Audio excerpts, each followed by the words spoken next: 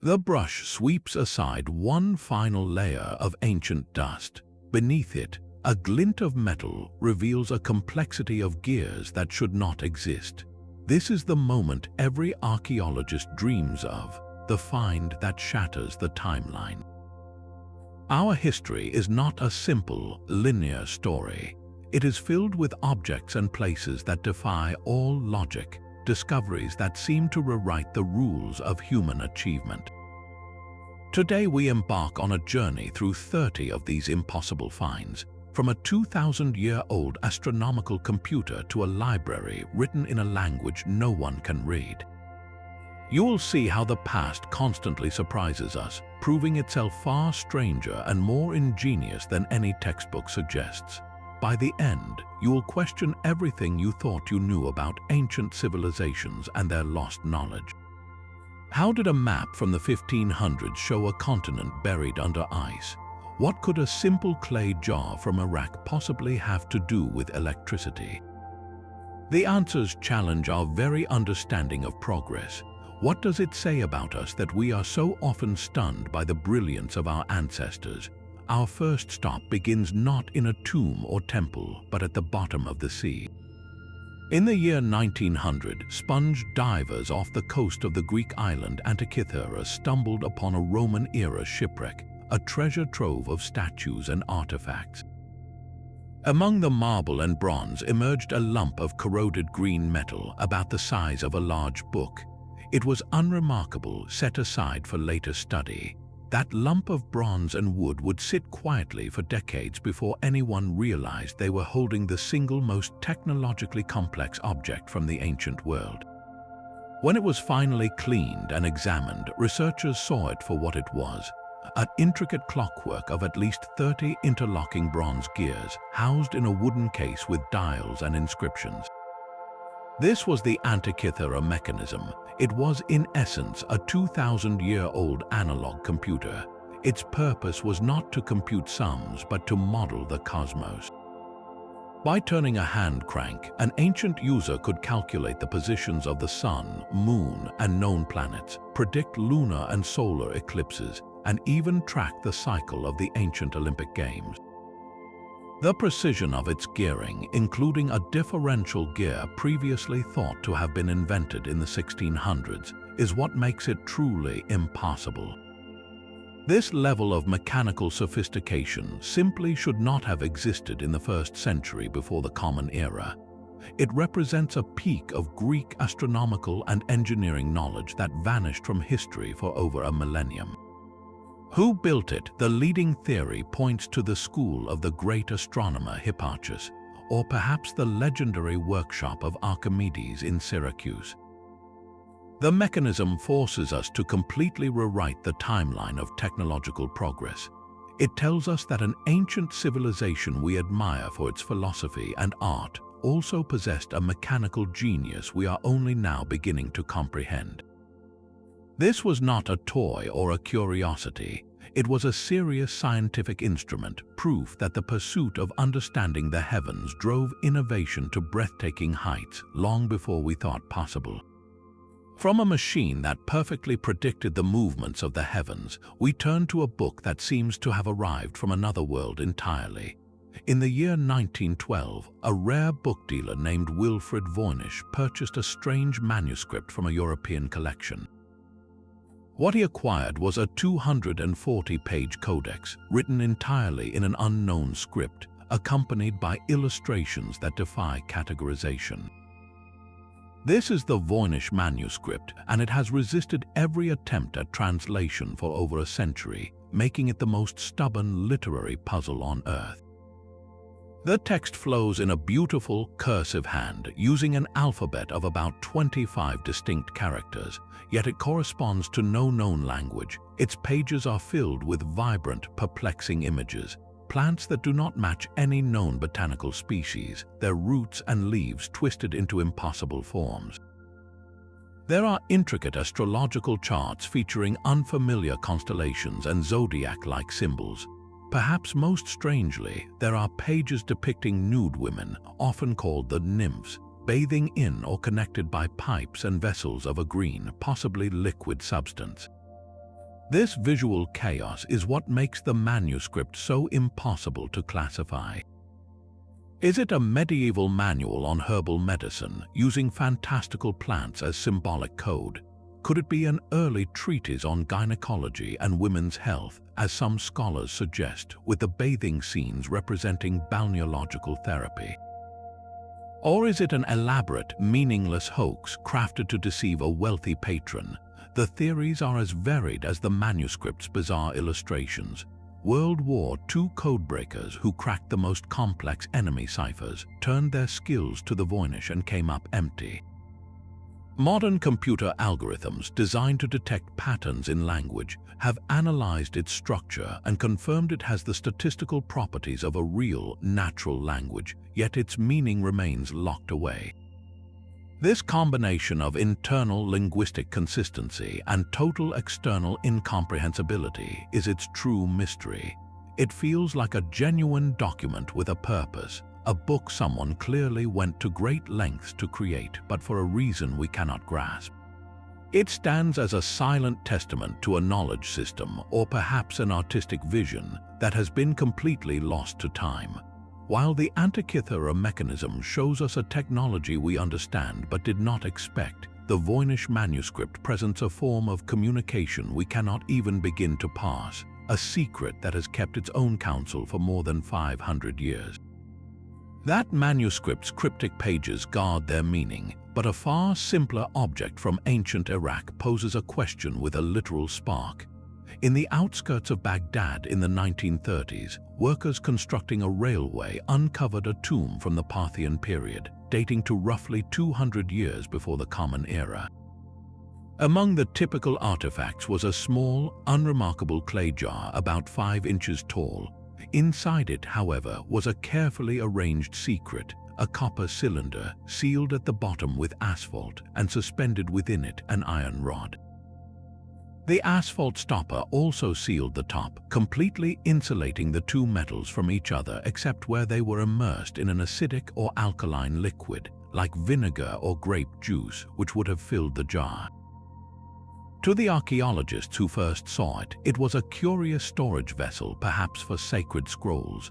But to a later researcher named Wilhelm Koenig, the arrangement looked eerily familiar. He proposed the impossible idea that this was not a jar at all, but an ancient electric battery, a primitive galvanic cell capable of generating about 1 volt of electricity. If true, this Baghdad Battery predates the official invention of the voltaic pile by Alessandro Volta in the year 1800 by over a millennium. The implications are staggering. What would an ancient civilization need with a trickle of electricity? The leading theory is electroplating, the process of using an electrical current to bind a thin layer of a precious metal like gold onto the surface of a less valuable object.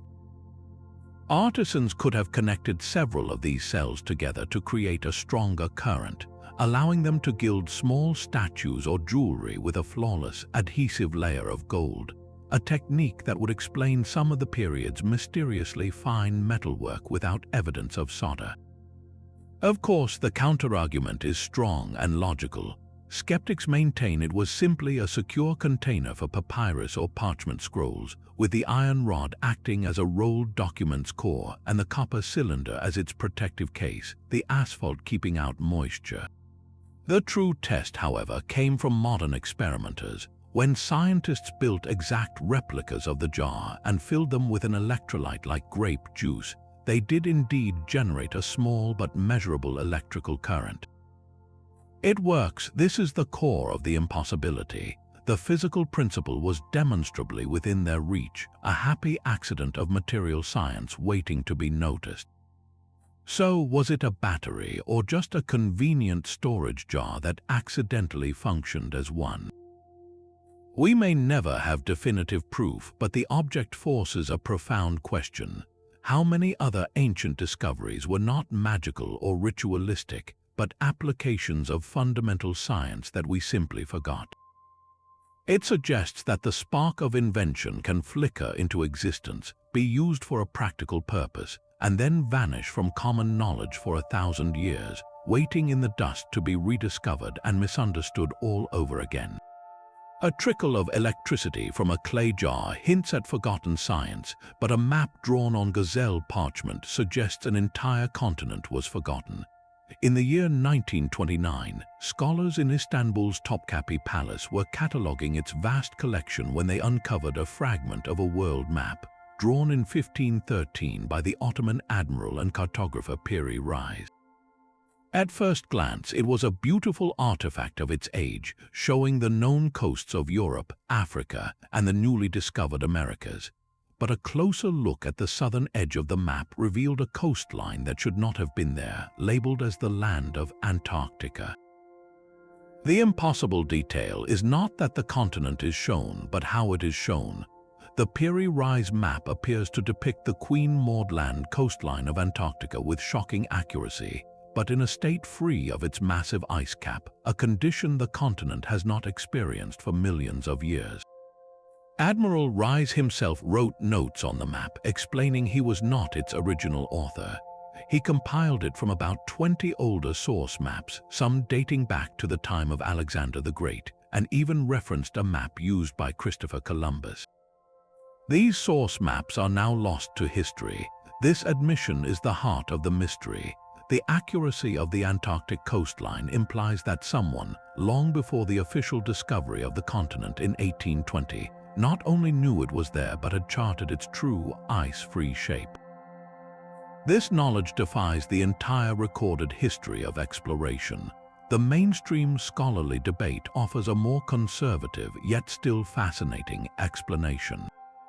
Many cartographers argue that the southern landmass is not Antarctica at all, but a speculative composite coastline patched together from early sightings of South America's southern tip, perhaps distorted by the common cartographic practice of filling empty spaces with imagined land. They point out that the map contains known errors and is missing vast sections of the world, suggesting its accuracy is being selectively interpreted. Yet the fringe theories are what capture the imagination and fuel the sense of impossibility. If the map does show Antarctica, where did that ancient knowledge come from? Could a sophisticated global seafaring civilization, whose records are utterly lost, have mapped the world during a prehistoric warm period? Or, in the most extreme speculation, does the precision of the coastline suggest a vantage point only achievable from high above the Earth, leading to wild tales of ancient advanced technology or even extraterrestrial influence? The truth likely lies between the extremes. The Piri Reis Map is undoubtedly a masterpiece of synthesis, a snapshot of geographical knowledge in flux during the Age of Discovery. But its tantalizing glimpse of a southern continent, accurate or not, forces us to confront a humbling idea. It suggests that the ocean charts of ancient mariners may have held secrets far grander than we ever credited, fragments of a forgotten world map that drifted through history only to resurface on a piece of dried gazelle skin, challenging our certainty about what the ancients truly knew of their planet. A map can hint at forgotten lands, but a small wooden object can suggest forgotten dreams of the sky. In the year 1898, during an excavation of the Pardimen tomb in Saqqara, Egypt, archaeologists uncovered a curious artifact. It was a simple object carved from sycamore wood, light in the hand, and dated to approximately 200 years before the Common Era. Catalogued as a bird figurine, it was stored away with countless other items, deemed a child's toy or perhaps a ceremonial carving of a falcon, a bird sacred to the god Horus. For decades, that was its story, but in the 1970s, a physician and Egyptology enthusiast named Kolul Messiha was examining a display of bird models in the Cairo Museum when he noticed this one piece was different. While all the other carvings had legs, this one did not. Its tail was vertical like a modern aircraft's fin, and its wings were perfectly straight and level, with a distinct airfoil cross-section, thicker at the leading edge. This was not a stylized bird. This was the Saqqara bird, and it looked for all the world like a model glider. The impossibility lies in its precise, functional geometry. Aviation engineers who have studied it point out that its wings are angled to provide lift, and its fuselage is shaped to minimize drag. The vertical tail stabilizer is exactly where an aeronautical engineer would place it to prevent yawing or side-to-side motion in flight. These are not the features of a random carving, they are the principles of aerodynamics, principles formerly understood only in the last 2 centuries. If it is merely a bird, why does it lack the essential legs? Why does its tail stand upright, unlike any bird in nature? The compelling theory is that it represents a working model, a test piece for a much larger concept. To test this, modern researchers have built precise, scaled-up replicas of the Saqqara bird. When launched by hand, these models do indeed fly.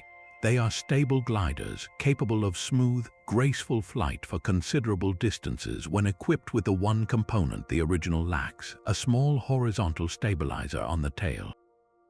Interestingly, some replicas flew even better with this minor addition, leading to speculation that a piece might have broken off the original wooden artifact thousands of years ago.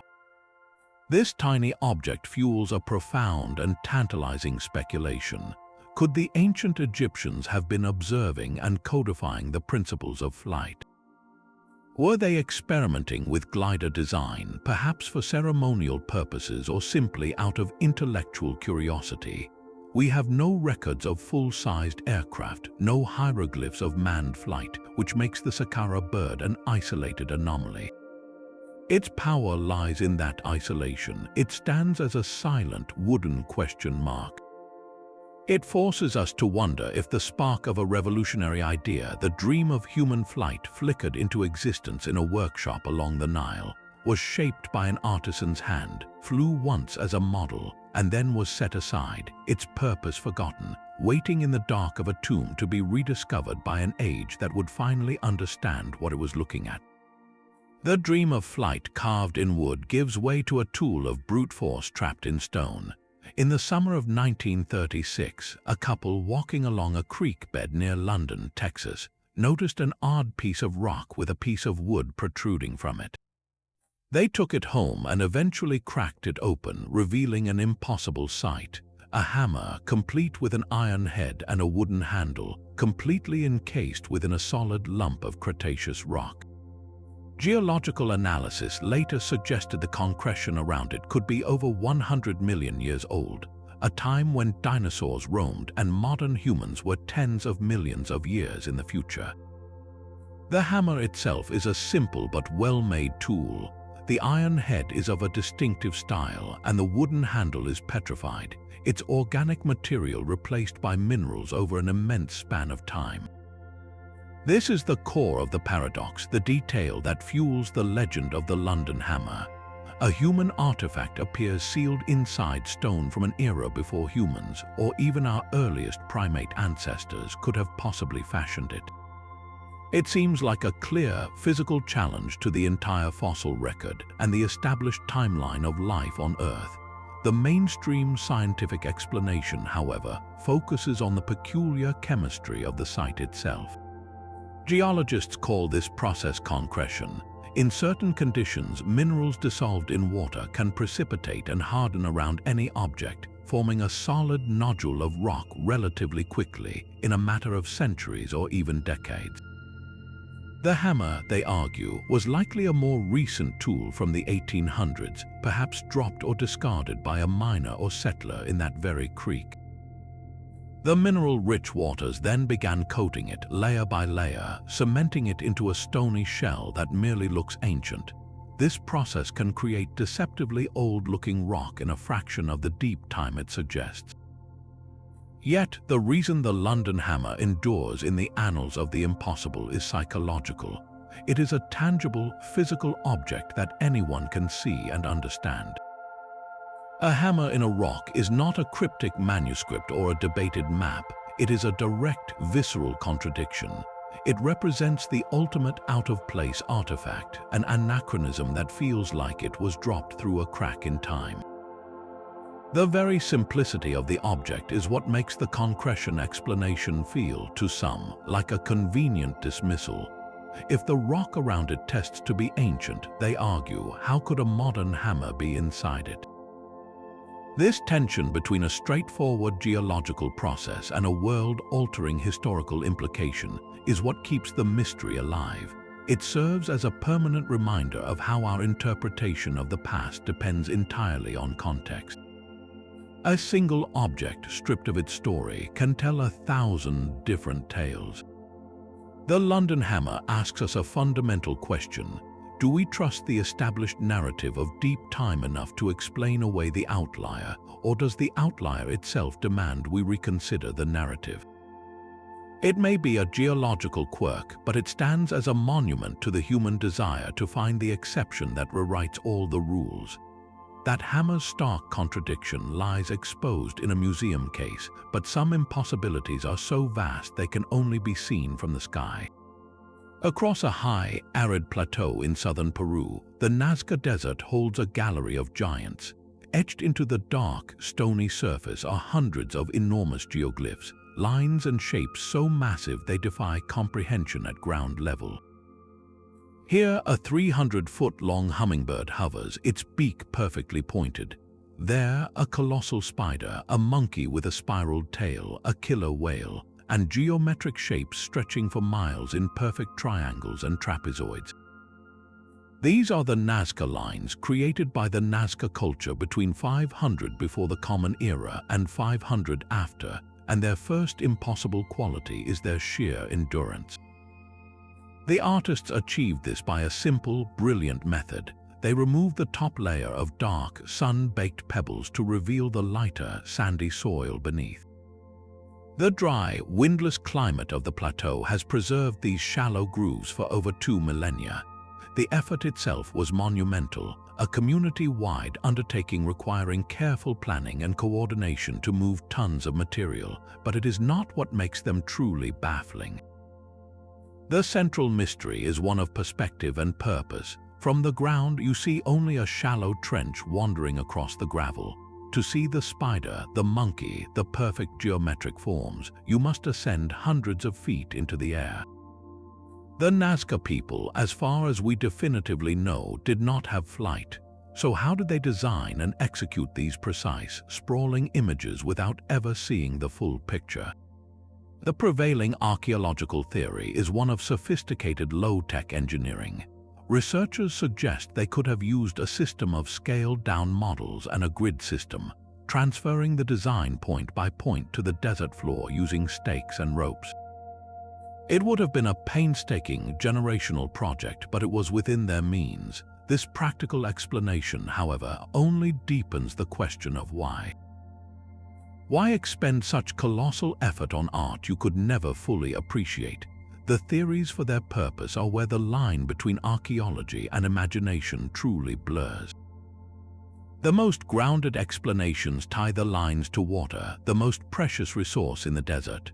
Many of the long, straight lines and trapezoids point towards underground aquifers or distant mountain streams, suggesting they were ritual pathways for processions to pray for water and fertility.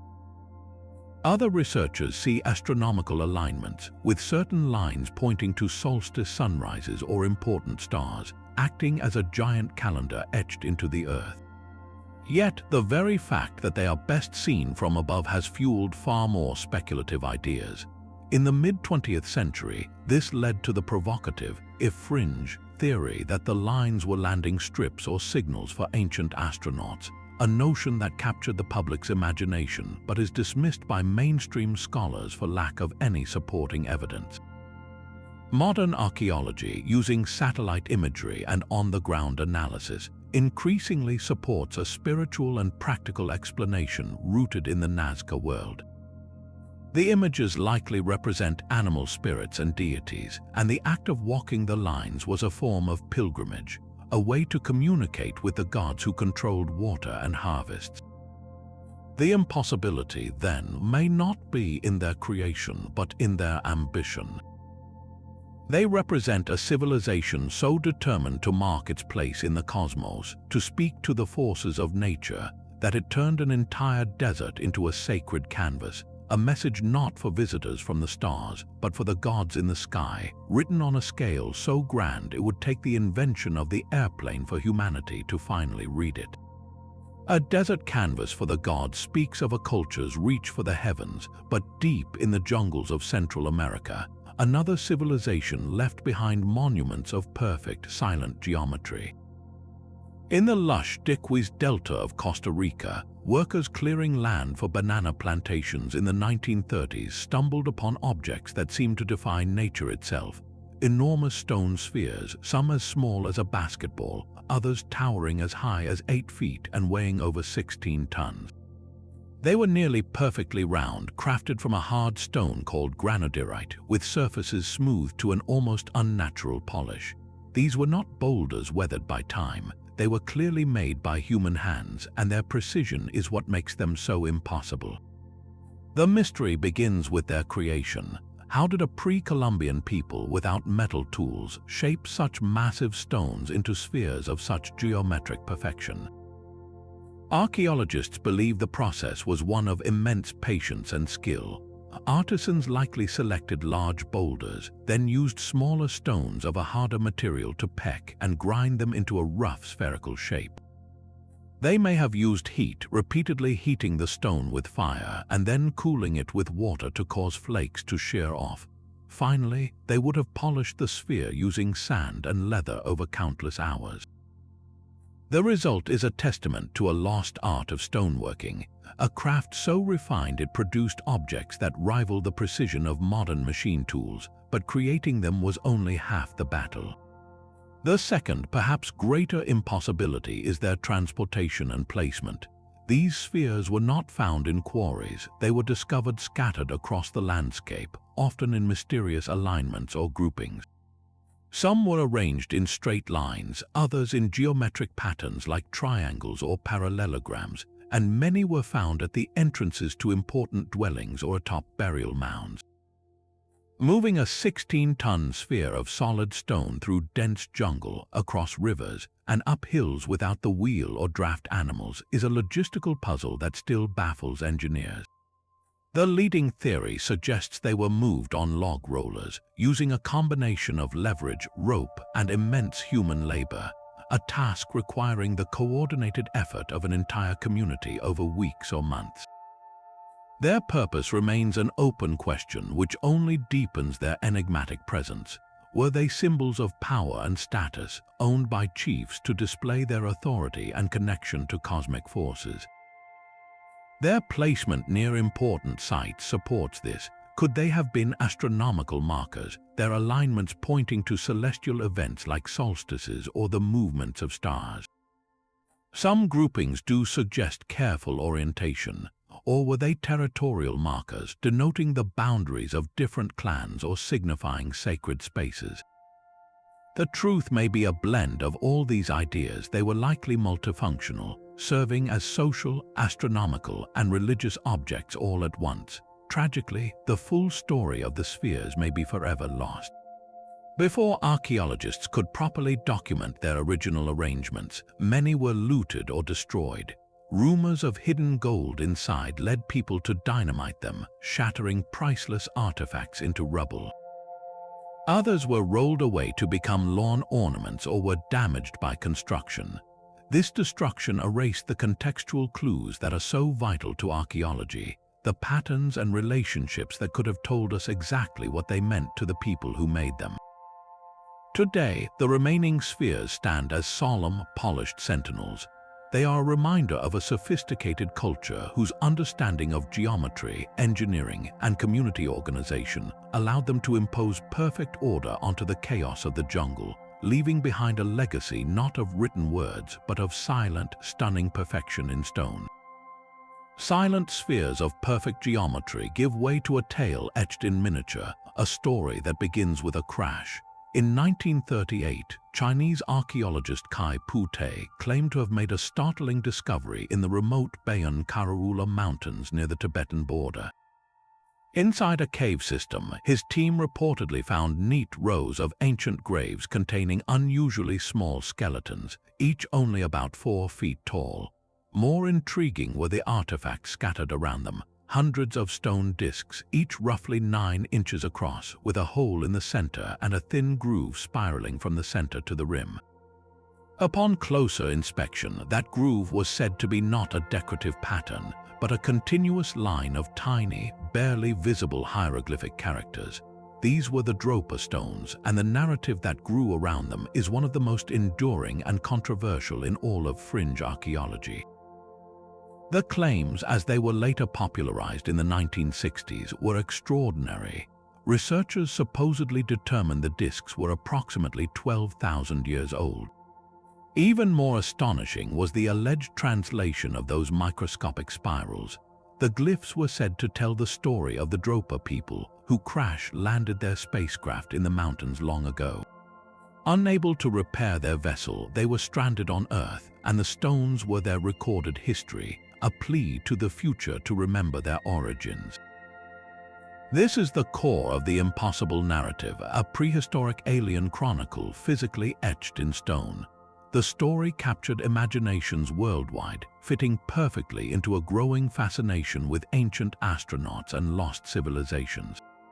It presented a tangible, archaeological artifact that seemed to offer proof of extraterrestrial contact in humanity's distant past. Yet, when you try to find the evidence, the entire tale unravels. No major museum in the world holds a verified Dropa stone. No photographs of the discs in situ with clear hieroglyphs have ever been authenticated. The original archaeologist, Kai Pu Te, is a shadowy figure with no other documented discoveries.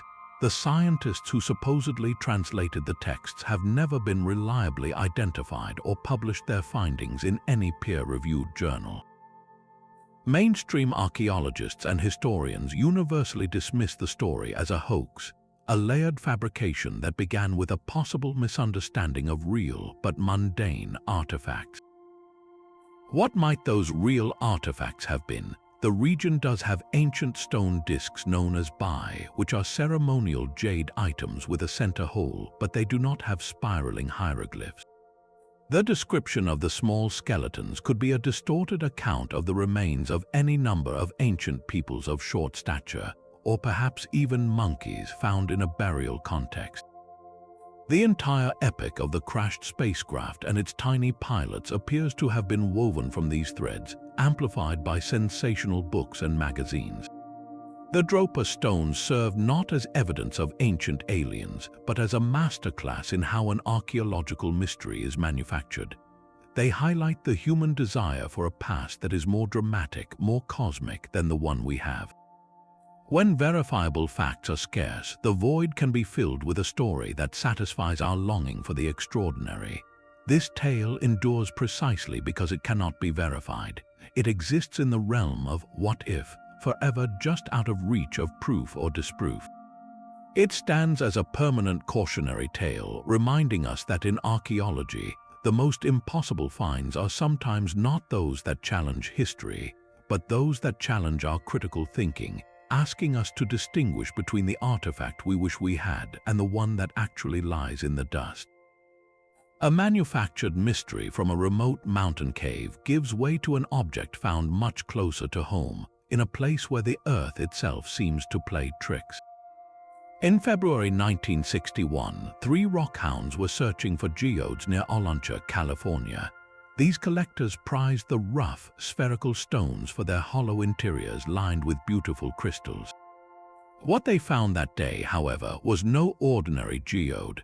After cracking one promising stone open, they discovered something metallic inside. An X-ray later revealed the startling silhouette, a ceramic cylinder with a metal core and a rusted hexagonal nut at one end. It looked unmistakably like a modern spark plug. The collectors named it the Koso artifact, and the stone around it was claimed to be a 500,000-year-old geode. Here was the ultimate out-of-place artifact, a piece of 20th-century automotive technology, sealed inside a mineral formation from an era when early humans had not yet mastered fire. The contradiction was so perfect it seemed to break time itself. How could a spark plug exist 500,000 years before the invention of the internal combustion engine? The story spread rapidly, a favorite among those who believed in lost advanced civilizations or even prehistoric visitors from other worlds. It was physical, it was X-rayed, and it seemed to defy all logic. The truth, however, was far more ordinary and teaches a crucial lesson in how these mysteries are often born. A thorough investigation by skeptical researchers, including a detailed analysis published in a gem and mineral magazine, unraveled the wonder. The object inside was indeed a spark plug, but a very specific one, a champion brand plug from the 1920s. More critically, the stone itself was not a geode at all. True geodes form over immense timeframes through volcanic or sedimentary processes, creating a hollow cavity lined with crystals. The Koso object was encased in what geologists call a concretion, a lump of hardened clay, iron, and pebbles that can form relatively quickly around a modern object, especially in wet, mineral-rich soil.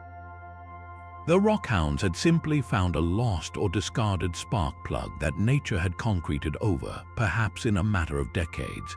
The case was closed for science, yet the story of the Koso artifact persists in books and documentaries about ancient mysteries. This is its second, perhaps more fascinating, layer of impossibility. It demonstrates how a simple misunderstanding of geology, combined with a compelling narrative, can create a legend that outlives its debunking. The human mind is wired to seek the extraordinary, to find the one exception that overturns everything we know.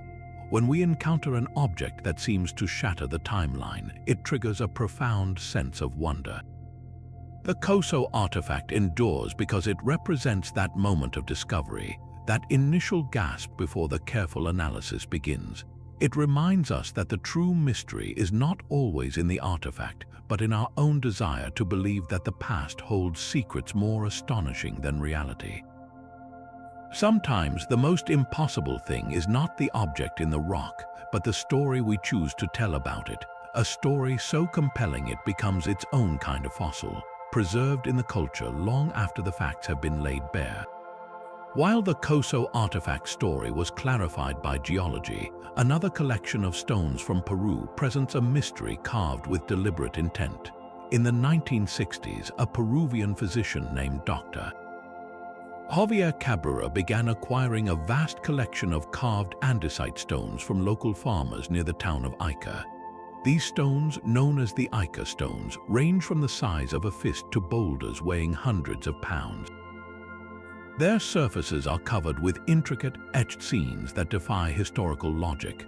One stone shows a man gazing through what looks like a telescope at celestial bodies. Another depicts a complex heart surgery with detailed renderings of veins and arteries.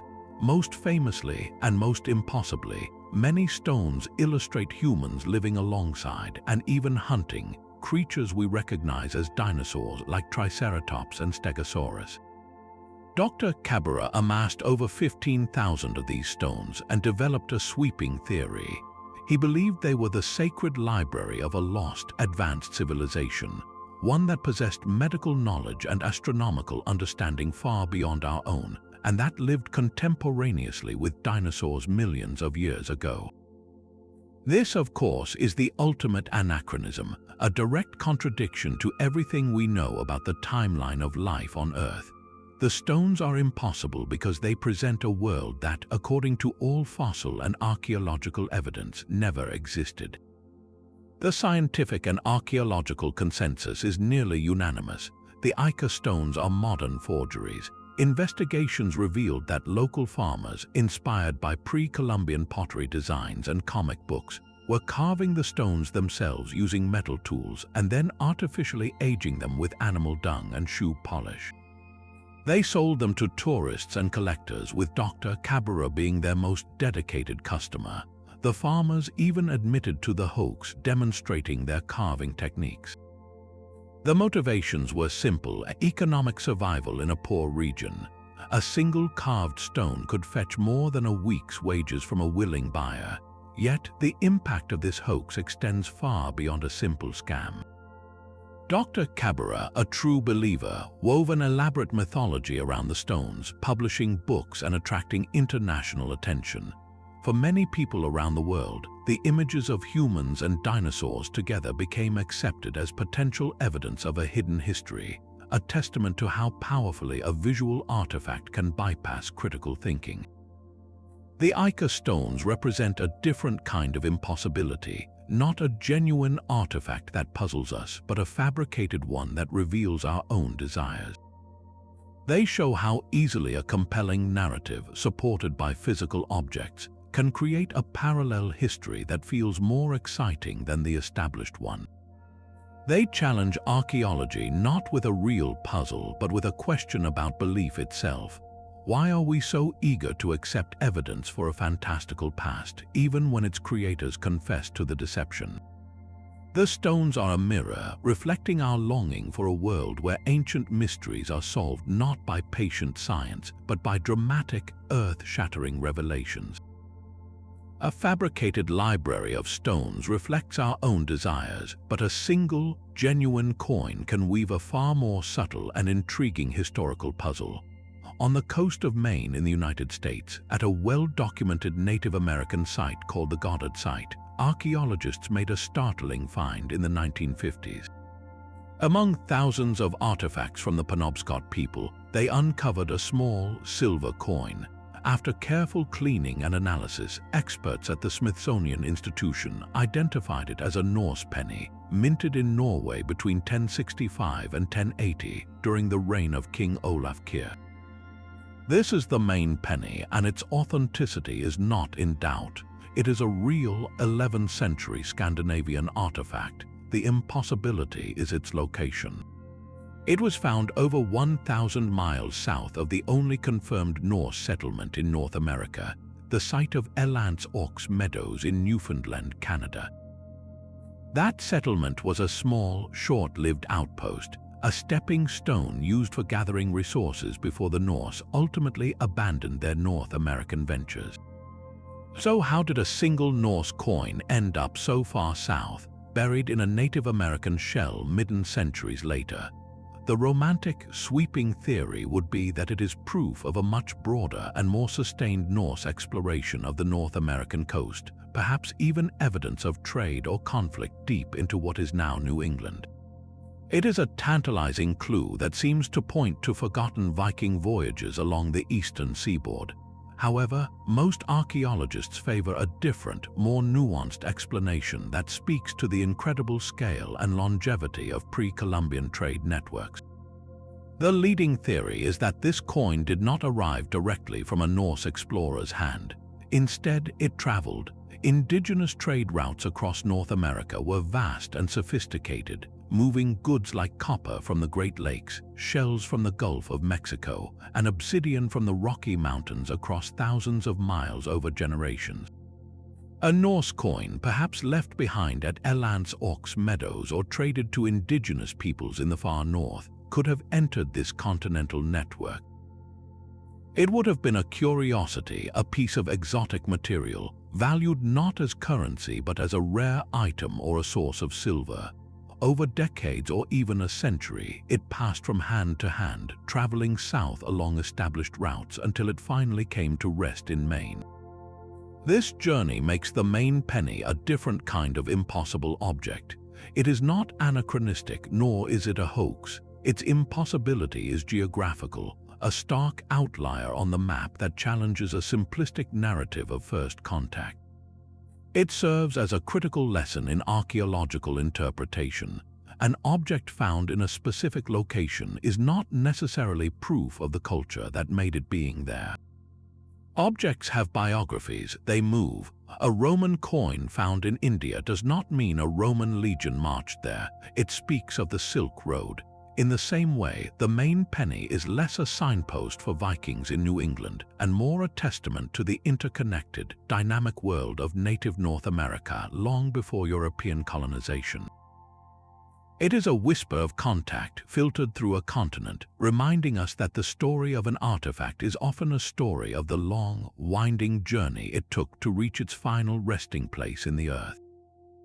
That single Norse coin traveled a continent through ancient hands, but another object of profound mystery has spent centuries in the full glare of history. inspiring both deep devotion and fierce debate. In the Cathedral of St. John the Baptist in Turin, Italy, a linen cloth is kept under bulletproof glass. It measures about 14 feet long and 3.5 feet wide, and on its surface is the faint, sepia-toned image of a man who appears to have suffered crucifixion. This is the Shroud of Turin, believed by millions to be the actual burial cloth of Jesus of Nazareth. The image is hauntingly detailed, showing front and back impressions of a bearded man with wounds consistent with the biblical accounts of the Passion, scourge marks on the back, a puncture in the side, and what appear to be rivulets of blood from the scalp. The figure's hands are crossed, and the most compelling detail is the lack of any brushstrokes or pigment application. It is not a painting. The image resides only on the very topmost microfibers of the cloth, as if it were a perfect, superficial scorch. Its most astonishing characteristic, discovered in 1898 when it was first photographed, is that the image on the shroud itself acts like a photographic negative.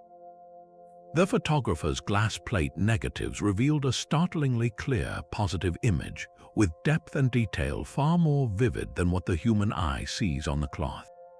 This means the mysterious artisan, if it was a medieval forger, would have needed to create a perfect negative image centuries before the concept of photography was understood, an impossibility that defies all reason for the time. The central question is not what the image shows, but how it was made. No combination of medieval paints, dyes, or pigments has been able to replicate its unique chemical and physical properties.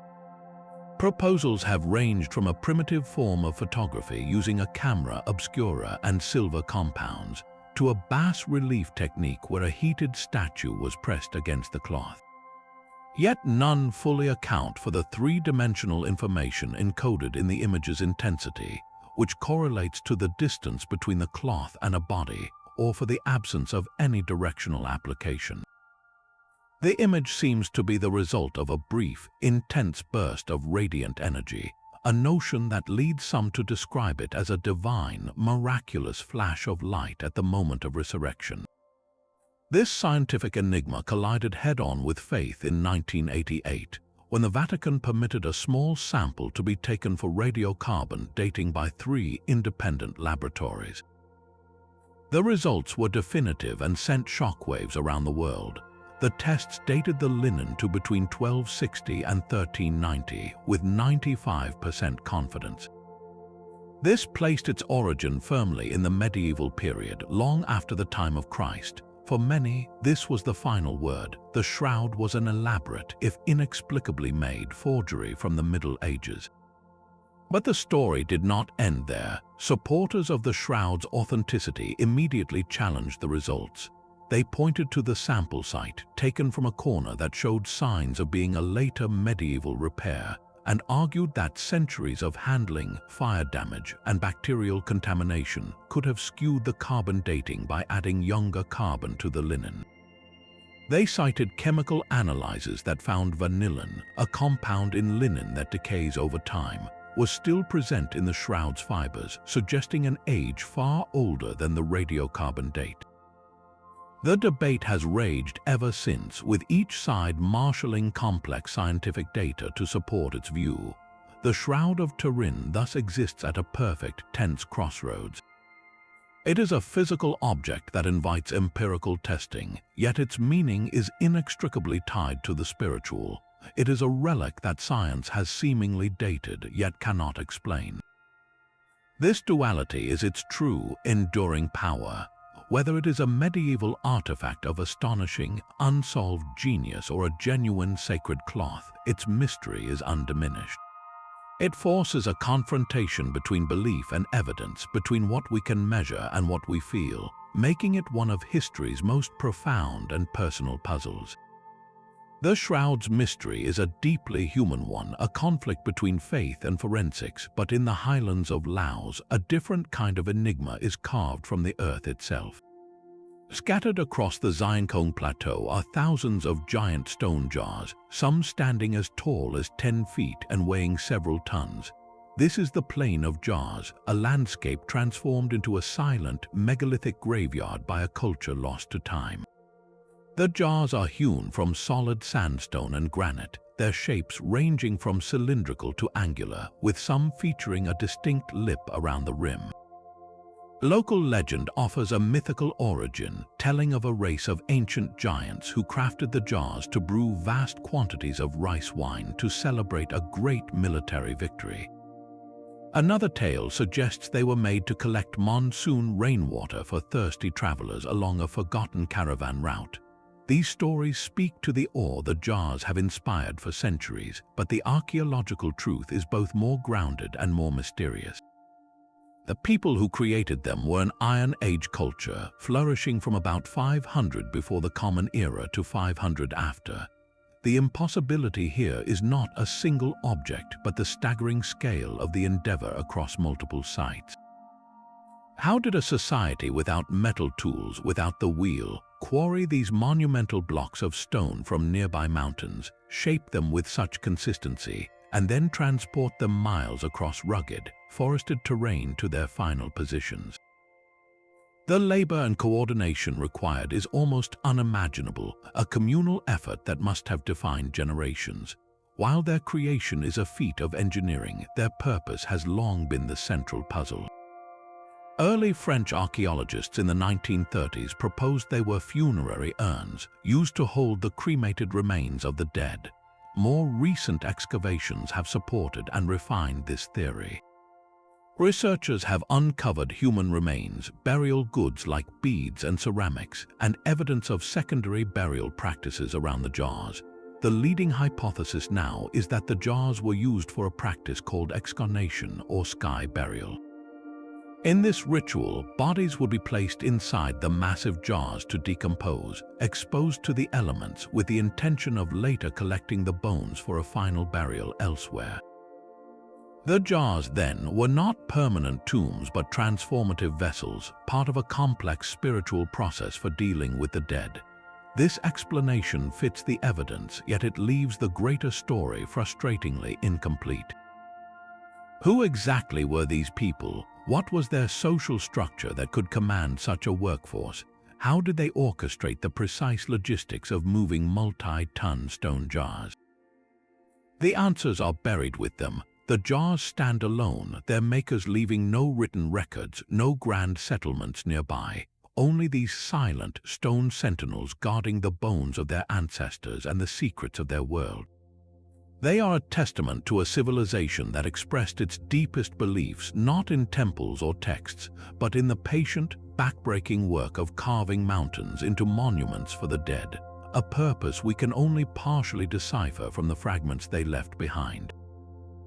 From a plain of silent stone jars, we journey to the most isolated inhabited island on Earth, a speck of volcanic rock in the vast Pacific. Here, giants stare inland with empty eyes. The Moai of Easter Island, or Rapa Nui, are monolithic human figures carved from compressed volcanic ash. Nearly 900 of them stand on massive stone platforms called ahu, their backs to the sea, their solemn gaze fixed upon the island's interior. Some are truly colossal, reaching heights of over 30 feet and weighing more than 80 tons. To add to their grandeur, many were crowned with a pukao, a separate cylindrical stone of red scoria that resembles a giant top hat, itself weighing up to 12 tons. The first European explorers to arrive in the 1700s were dumbfounded. They encountered a society they considered primitive, with limited resources and no visible means of engineering. How, they wondered, could these islanders possibly have carved, moved, and erected such monumental statues?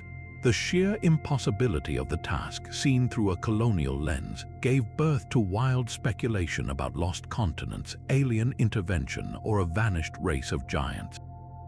The truth, uncovered by modern archaeology, is far more compelling because it is entirely human.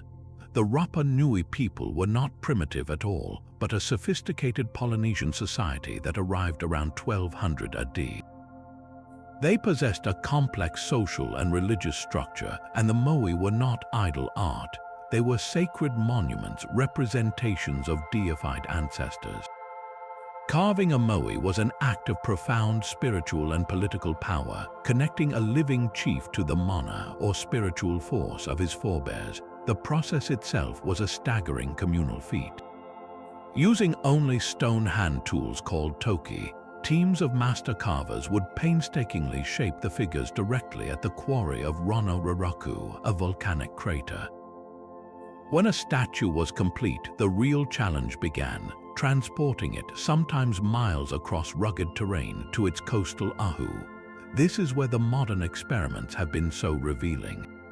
For decades, the leading theory involved log rollers and sledges, a method requiring vast amounts of timber. But a more recent and captivating hypothesis suggests the statues might have been moved upright in a rocking, walking motion. By carefully attaching ropes and rocking the moai from side to side while pulling it forward, small teams could, in theory, make the colossal figure appear to walk across the landscape. This method aligns with Rapa Nui oral tradition, which states the statues walked with mana.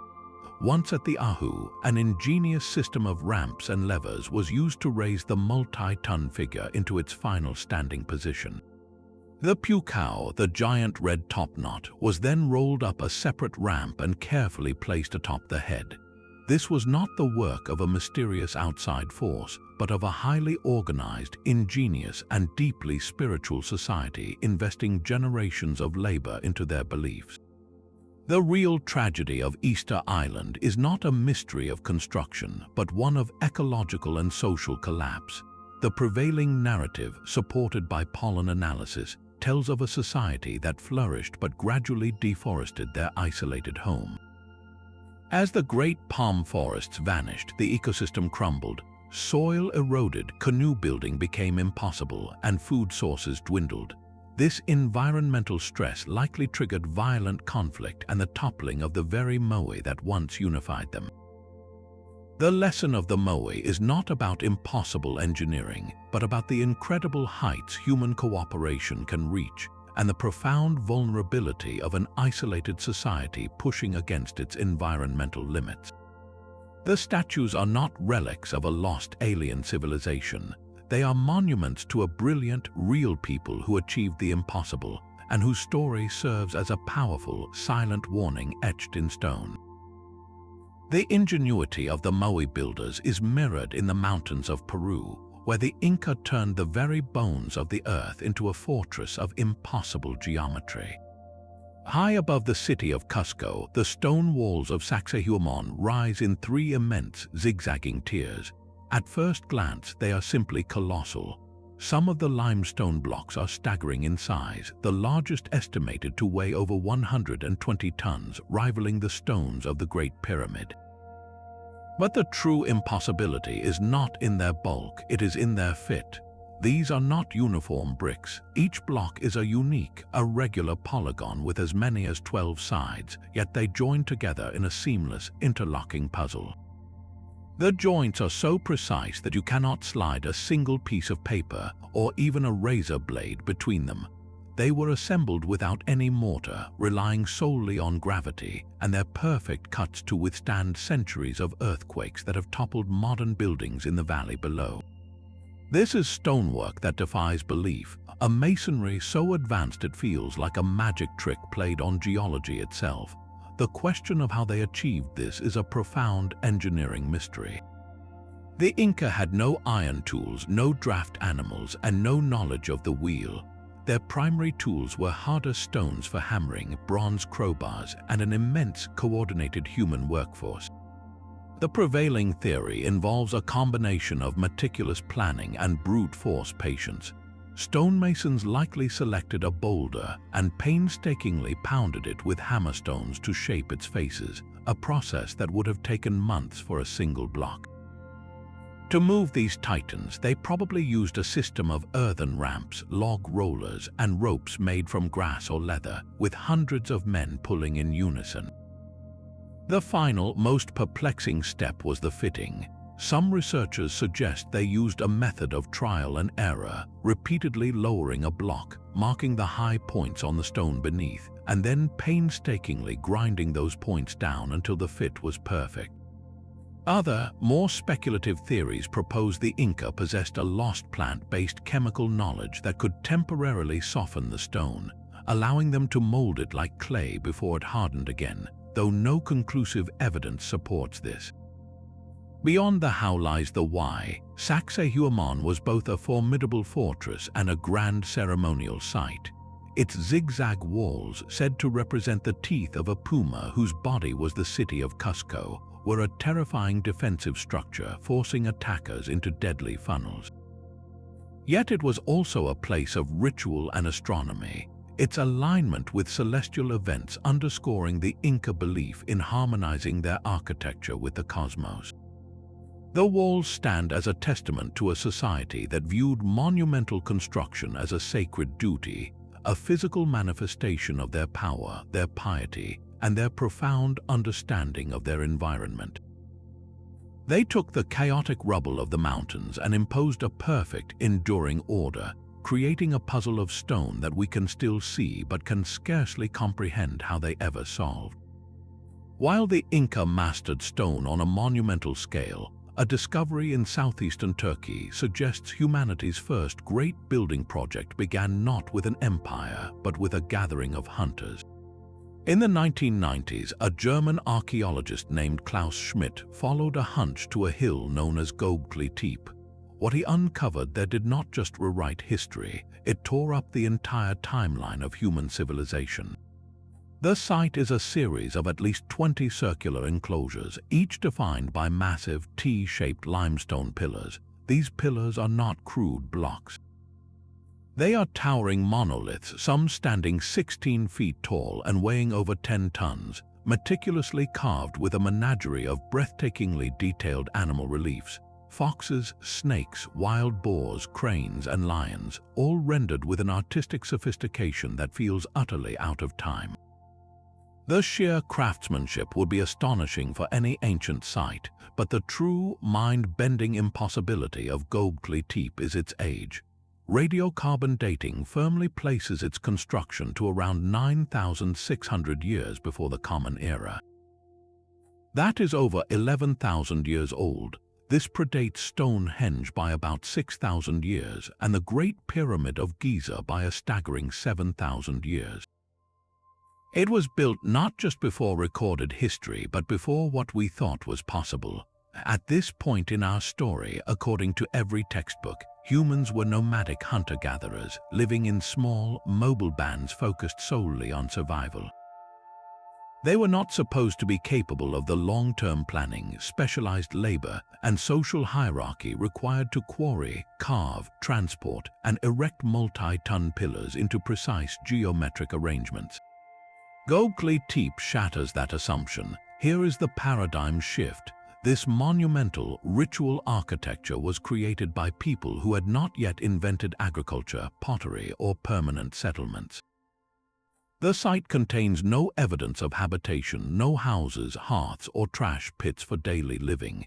It appears to have been a purely ceremonial center, a sacred destination. This turns the established theory of civilization's origins completely on its head. For over a century, archaeologists believed in a simple, logical progression. First, humans discovered agriculture, which provided a stable food surplus. That surplus allowed people to settle down in permanent villages. Only then, with settled life and a growing population, did they have the spare time and social organization to build monumental structures for religion and power.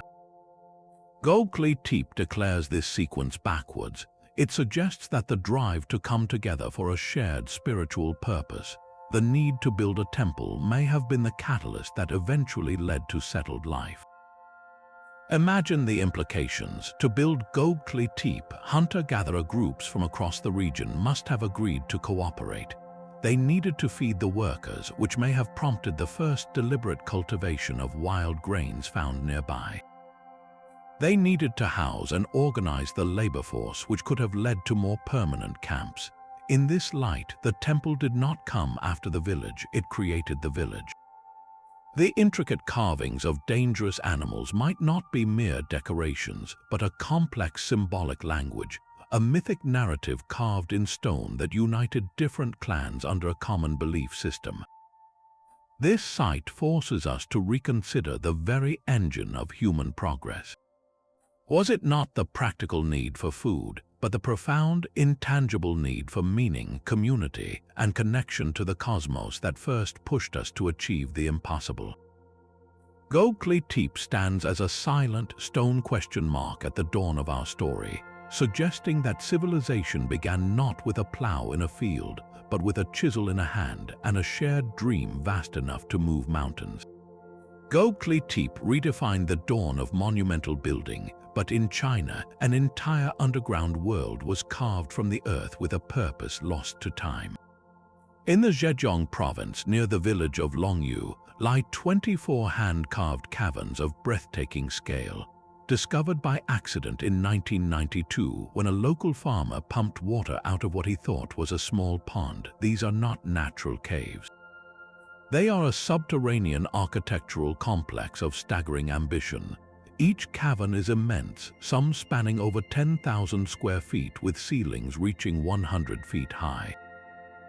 The walls, floors, and enormous supporting pillars are all carved from a fine, consistent siltstone, and they are covered from top to bottom in a series of parallel chisel marks, a uniform decorative pattern applied with meticulous care across every surface. The sheer volume of rock removed is almost incomprehensible. Estimates suggest nearly 1 million cubic meters of stone were excavated, enough to fill over 300 Olympic swimming pools. This was not a haphazard dig. This was a deliberate, precision-engineered project that would have required the labor of thousands, working by torchlight for generations.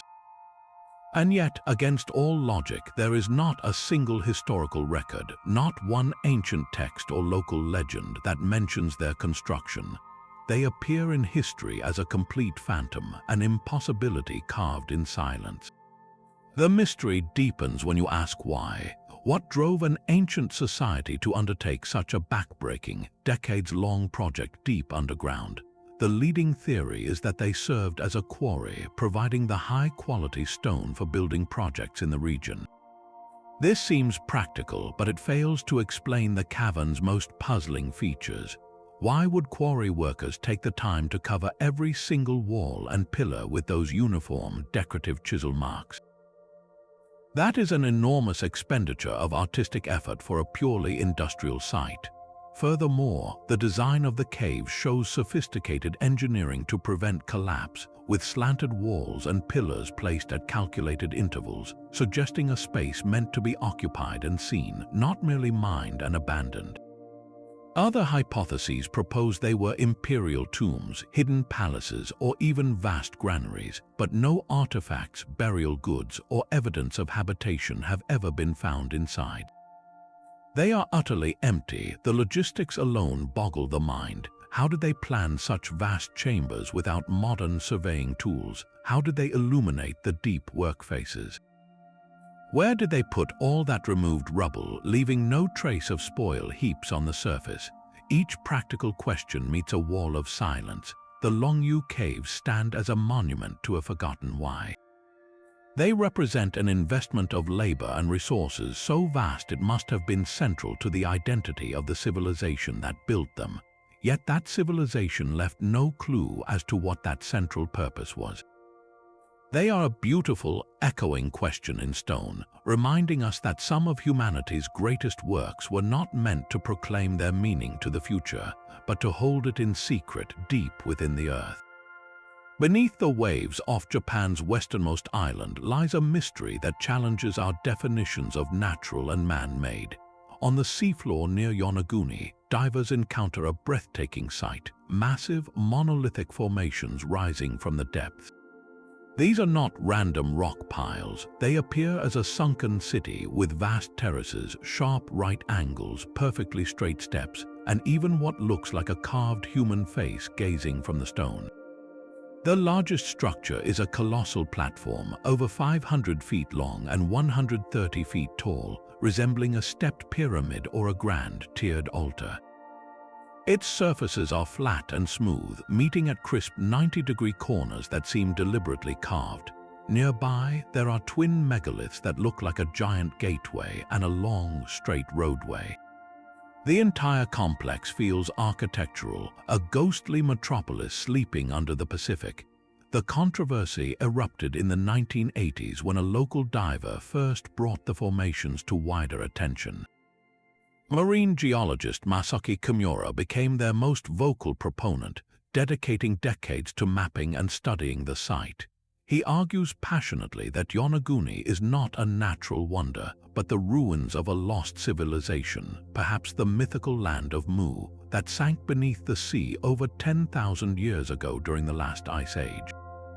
His evidence is in the details, the tool marks he identifies on the stone, the symmetrical archways, the circular depressions that could be post holes, and the sheer accumulation of features that, together, defy a simple geological explanation. For Kimura, this is an impossible city from a time before history, a real-world Atlantis waiting to be acknowledged. Geologists, however, offer a powerful counterargument rooted in the dynamic forces of nature. They point to the bedrock itself, which is a sedimentary sandstone. This type of stone naturally fractures along straight lines and flat plains due to tectonic stress. The strong currents in the Yonaguni Channel act as a relentless underwater sandblaster, eroding the softer stone along these natural joints and fractures, which can create astonishingly geometric shapes. The apparent steps could be the result of harder layers of rock eroding more slowly than softer ones, creating a natural staircase effect. The so-called carved faces and animal shapes are likely pareidolia, the human tendency to see familiar patterns in random formations, amplified by the haunting underwater environment.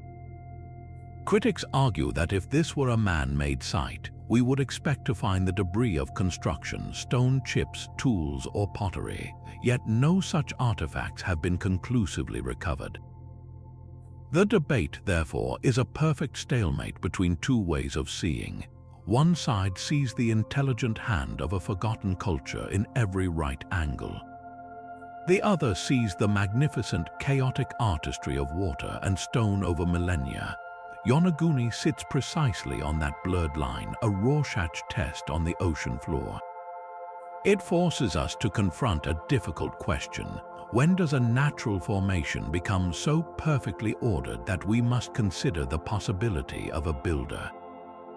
Whether a geological marvel or a drowned monument, its silent, terraced forms remind us that the sea holds its secrets close, guarding stories we may never be fully equipped to decipher. Deep underwater, nature and architecture blur into one haunting vision, but within the dry, sun-baked walls of an Egyptian temple, a different carving has sparked a debate that illuminates our own modern biases. In the crypts of the Hathor Temple at Dendera, a series of intricate stone reliefs have captivated both scholars and enthusiasts. The most famous of these panels shows a strange and compelling scene. A large, elongated vessel, shaped like a stretched-out pear or a giant cucumber, is held aloft by a pillar. Inside this vessel, a snake extends its body along the length, its head pointed toward one end. A cord seems to connect the device to a box upon which stands an Egyptian god, while a baboon-like figure holds two knives pointed at the snake. To a modern eye, the resemblance is startling. It looks for all the world like a depiction of a giant light bulb, with the snake as the filament, the pillar as the socket, and the connecting cord as an electrical wire. This is the so-called Dendera light, and for those who believe in lost ancient technology, it is a clear-cut schematic for an electrical device, proof that the Egyptians harnessed electric light thousands of years before Edison. The image feels like a direct visual clue, an impossible anachronism etched in stone for us to decode. The mainstream Egyptological interpretation, however, reads this scene through a completely different lens, one of mythology and symbolism, not engineering. Experts explain that the relief is not a technical diagram, but a rich religious allegory. The elongated vessel is not a glass bulb, but the womb of the sky goddess Nut or a stylized lotus flower, a symbol of creation and rebirth. The snake inside represents the sun god Ra, being born from the lotus and traveling through the celestial waters of the heavens. The entire tableau is a depiction of a foundational creation myth, showing the moment the sun, as a serpentine form, emerges from the primordial waters to bring light to the world. The cord is a divine serpent, and the baboon with knives is the god Hapi protecting the sacred birth. This interpretation is not a guess. It fits seamlessly within the vast library of known Egyptian iconography found throughout the temple and across their culture. The tension between these two readings reveals a fascinating pattern in how we interact with the ancient past. The ancient light bulb theory arises from a powerful instinct to view the past through the filter of our own technology. We see a snake in a tube and our brains, wired by the modern world, immediately reference the most familiar object that matches that shape, a light bulb. This is called pareidolia, the same tendency that makes us see faces in clouds.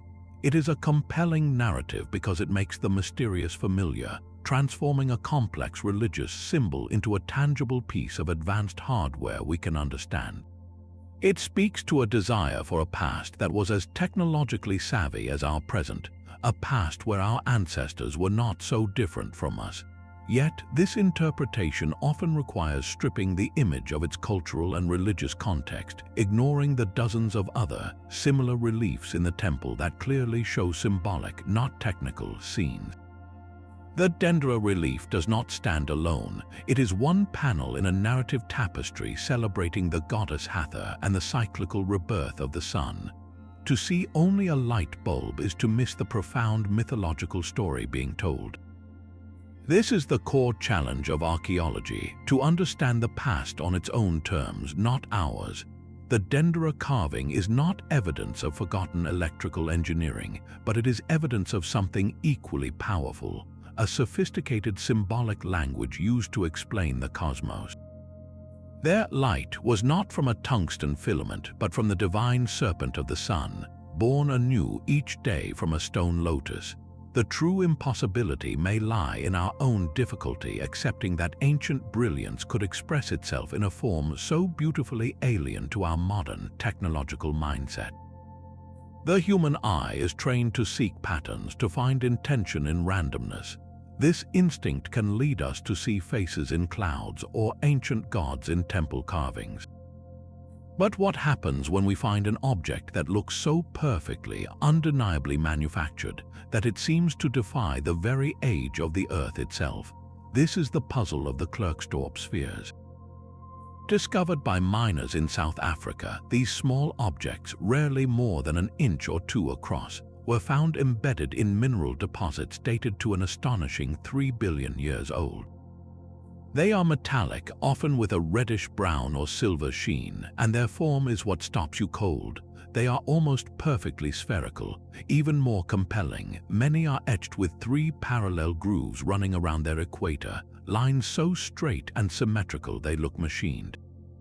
At 3 billion years old, these spheres hail from a time when Earth was a hellscape of volcanic activity, its atmosphere toxic, and the only life, if it existed at all, was simple, single-celled bacteria in the seas.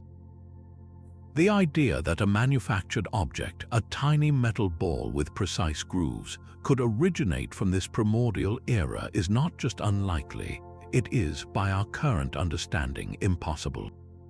It suggests a maker from a time before makers could possibly exist. This is the heart of the mystery that has captivated fringe theorists for decades, leading to claims of lost advanced civilizations or even prehistoric visitors from other worlds. The spheres, they argue, are simply too perfect to be natural. How could geology produce such symmetry, such clean, parallel lines without intelligence guiding it?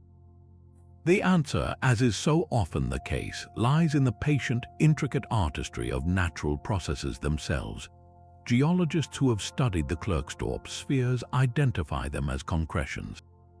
A concretion forms when mineral cement fills the spaces between sediment grains, hardening into a nodule that is often more resistant to erosion than the surrounding rock. In this case, the spheres are primarily made of the minerals pyrite, also known as fool's gold or goethite. Their perfect roundness is not a sign of lathe work, but of uniform crystal growth in soft volcanic ash or sediment. As the mineral slowly precipitated from solution, it grew outward in all directions equally, creating a sphere, much like a pearl forms in an oyster. But what about those impossible grooves? This is where the explanation becomes truly elegant. The grooves are not cut into the sphere, they are a natural byproduct of its internal crystalline structure. As the concretion formed, the crystal lattice of the mineral grew in layers. Under certain conditions, these layers can develop weaknesses or seams along specific planes. When the softer surrounding rock later erodes away, the harder metallic sphere is exposed. These natural seams or layers then weather slightly differently, etching those precise, parallel lines into the surface. They are not tool marks, but the fingerprints of crystalline geometry written in stone over eons. The Klerksdorp spheres teach us a humbling lesson about perception. Our modern world is built on precision engineering, on ball bearings and machined parts. When we see a perfect sphere with parallel grooves, our brains immediately reference that familiar human-made world. We leap to the conclusion of a maker because in our experience, only a maker creates such things. But nature has been its own engineer for billions of years, operating on timescales and with forces we can scarcely comprehend. It can, through the slow, blind chemistry of crystal growth and erosion, produce objects of stunning symmetry that mimic our own handiwork. These spheres are not artifacts of a lost civilization, they are artifacts of deep time itself. They remind us that the universe is capable of creating its own impossible-seeming wonders, not through intelligence, but through the relentless, patient application of physical laws. The real discovery here is not about ancient astronauts, but about learning to see the profound artistry in the natural world, an artistry that can, on occasion, craft a perfect sphere 3 billion years before the first human ever wondered how it was done.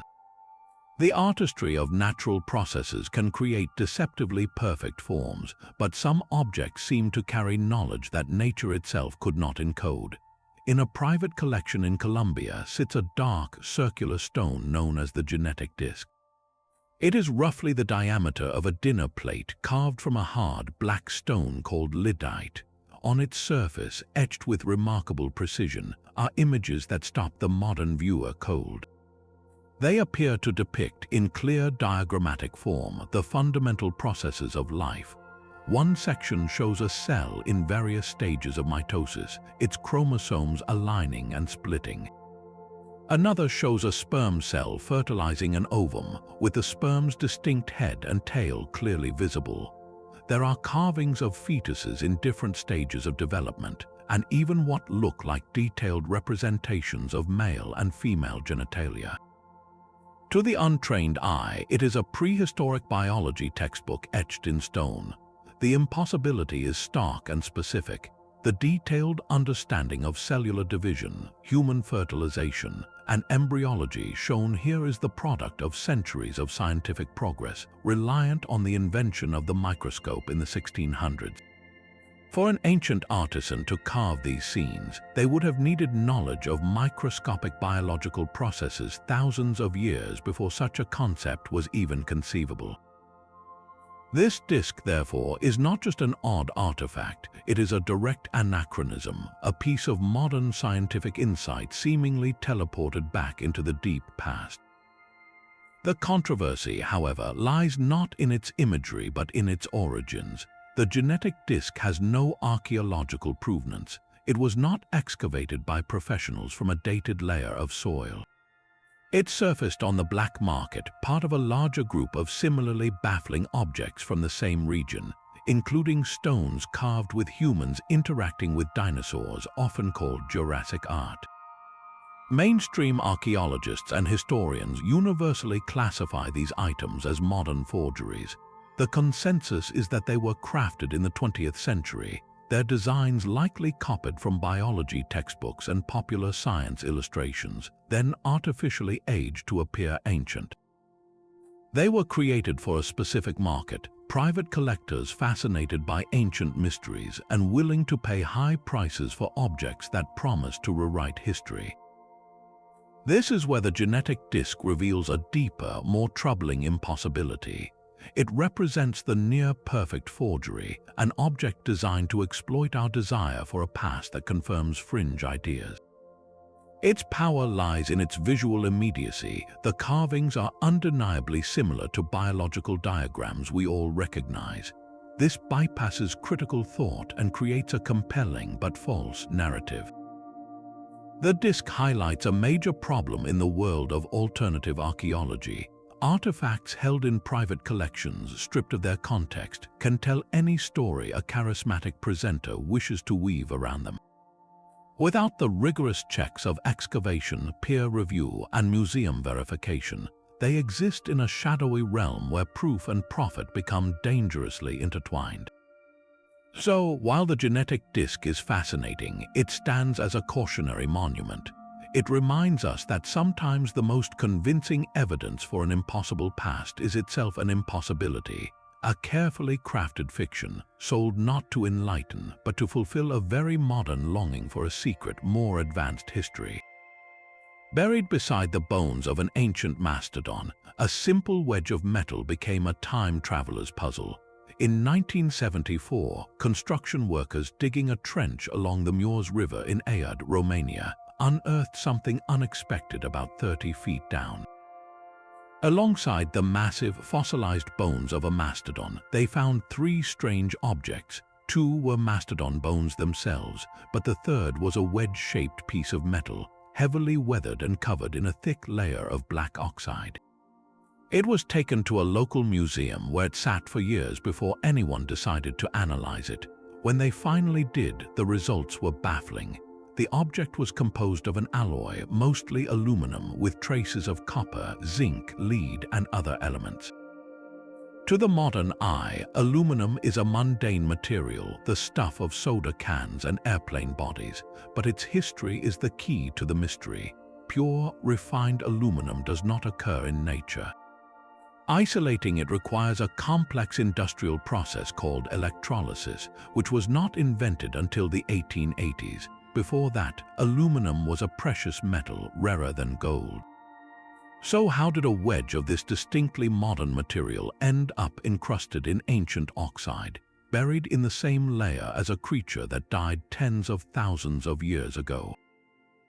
The Aiud wedge, as it became known, seemed to be another impossible artifact, a piece of 20th century industry dropped in the Pleistocene epoch. The implications were staggering, suggesting either a catastrophic flaw in our understanding of metallurgical history or a far more ancient, advanced civilization capable of feats we thought were our own. The wedge itself is not a delicate trinket. It measures about 8 inches long, 5 inches wide, and 3 inches thick, with 2 perfectly round holes drilled through it. Its shape and the holes suggest a mechanical function, perhaps a tooth from a digging apparatus or a part from a heavy vehicle. This practical detail is the first clue to a more grounded explanation. The most likely scenario, supported by many archaeologists and metallurgists, is one of stratigraphic intrusion. The construction site was not a carefully controlled archaeological dig. Heavy machinery was churning up earth from different depths. It is entirely possible that a piece of modern machinery, like a tooth from a tractor's excavator bucket from the early or mid-20th century, broke off and fell into the trench. As digging continued, it could have become mixed with and buried by older material, including the mastodon bones, giving the illusion they were all deposited at the same time. Without meticulous documentation of the exact soil layers for each object, this kind of accidental association is a constant risk in non-professional excavations. The thick oxide layer, while dramatic, is not proof of great age. Aluminum oxidizes quickly, and the specific conditions of the soil, perhaps rich in certain minerals, could have accelerated that process, creating a convincing patina in just a few decades. The other possibility is a simple misstating of the context. The layer itself might not be as old as initially assumed, or the mastodon bones could have been redeposited from an even older layer by river action, again creating a false association with a more recent object. The Ayod wedge stands as a powerful lesson in the scientific method. An extraordinary claim, like the existence of prehistoric aluminum, requires extraordinary evidence. That evidence hinges on impeccable provenance, the detailed record of exactly where and how an object was found. Without that documented chain of custody, separating a genuine historical anomaly from a simple mistake becomes nearly impossible. The wedge is not necessarily a hoax. It is far more likely a testament to how easily our reconstructions of the past can be scrambled by the chaotic realities of the present. It reminds us that the Earth's layers are not always a neat timeline, and that sometimes the most impossible finds are not messages from a lost world, but quiet lessons in the careful, painstaking work of uncovering the truth. The debate over what is natural and what is built by human hands reaches a fever pitch in a small Bosnian town. In 2005, a businessman named Semir Osmanagic declared that a series of hills surrounding Visoko were not hills at all. He proclaimed them to be the largest and oldest pyramids in the world, a complex dating back over 12,000 years, built by a lost civilization. This is the story of the so-called Bosnian pyramids, and it stands as one of the most contentious and revealing chapters in modern pseudoarchaeology. Osmanagic and his team pointed to the striking triangular shape of the largest hill, which they named the Pyramid of the Sun. They claim to have discovered paved terraces on its slopes, a network of ancient tunnels beneath it, and even concrete blocks and mysterious energy beams emanating from the site. They spoke of geometric precision aligning with cardinal directions, arguing that nature could not produce such symmetry. The narrative was intoxicating, a hidden history of Europe, a forgotten super-civilization that predated Egypt and Sumer, all waiting in plain sight.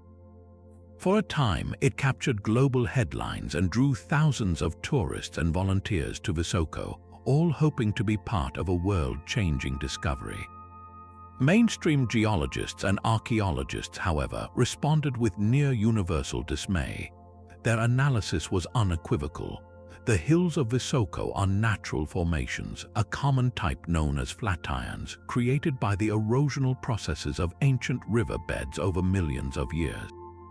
Their triangular faces are a classic product of this geology, not the work of ancient masons. The so-called paved terraces are natural sandstone layers that fracture into block-like segments.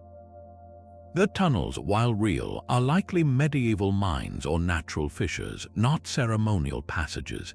As for the alleged concrete blocks and artifacts, investigations by the European Association of Archaeologists concluded they were either misinterpreted natural stone or, in some troubling cases, modern materials that had been moved to the site. No credible, peer-reviewed scientific institution has found any evidence to support the pyramid claim. The Bosnian pyramids are not an archaeological mystery. They are a case study in how desire can shape perception, turning the mundane into the monumental. The true impossibility here is not in the hills, but in the narrative built upon them. It creates a parallel history that bypasses all academic rigor, appealing directly to national pride and a public hunger for spectacular secrets. This has a real and damaging cost. The unscientific excavations, using heavy machinery and untrained volunteers, have caused irreversible harm to the genuine medieval archaeological sites in the Visoko Valley. They have destroyed soil layers that could have told the true story of the region's human history, all in pursuit of a fantasy. The phenomenon shows how pseudoarchaeology can erode public understanding of science, suggesting that dramatic claims based on cherry-picked evidence are equal to the slow, meticulous work of actual research. It asks a difficult question: Why are we sometimes more willing to believe in a glorious, impossible past invented by a charismatic outsider than in the equally fascinating but more complex truth written in the stones and soil by time itself? A story carved in stone can rewrite a continent's history or expose the deepest longings of those who find it. In 1898, a Swedish immigrant farmer named Olof Oman was clearing trees on his land near Kensington, Minnesota. As he and his son uprooted a poplar stump, they noticed a flat, gray stone tangled in its roots. It was a slab of sandstone about 30 inches long, 16 inches wide, and 6 inches thick. Its face was covered in strange, angular markings. When the local academic community saw it, they were stunned. The markings were runes, the ancient alphabet of the Norse, and they told an astonishing tale. The inscription, translated, read, 8 Goths and 22 Norwegians on an exploration journey from Vinland far to the west. We had camped by 2 skerries 1 day's journey north from this stone. We were out fishing one day. When we came home, we found 10 men red with blood and dead. A VM save us from evil, have 10 men by the sea to look after our ship's 14 days' journey from this island. Year 1362. If this was authentic, it was a historical bombshell. It placed a band of Norse explorers not just in North America, but deep in the continent's interior, a full 130 years after the last confirmed Viking voyages to Newfoundland and over a century before Columbus. The journey it described was the true impossibility. To reach central Minnesota from the Atlantic coast in the 14th century, these Norsemen would have had to navigate thousands of miles of unknown rivers and lakes through territories inhabited by powerful indigenous nations with no archaeological trace of their passage, no settlements, no artifacts, no ship remains anywhere along that immense and perilous route.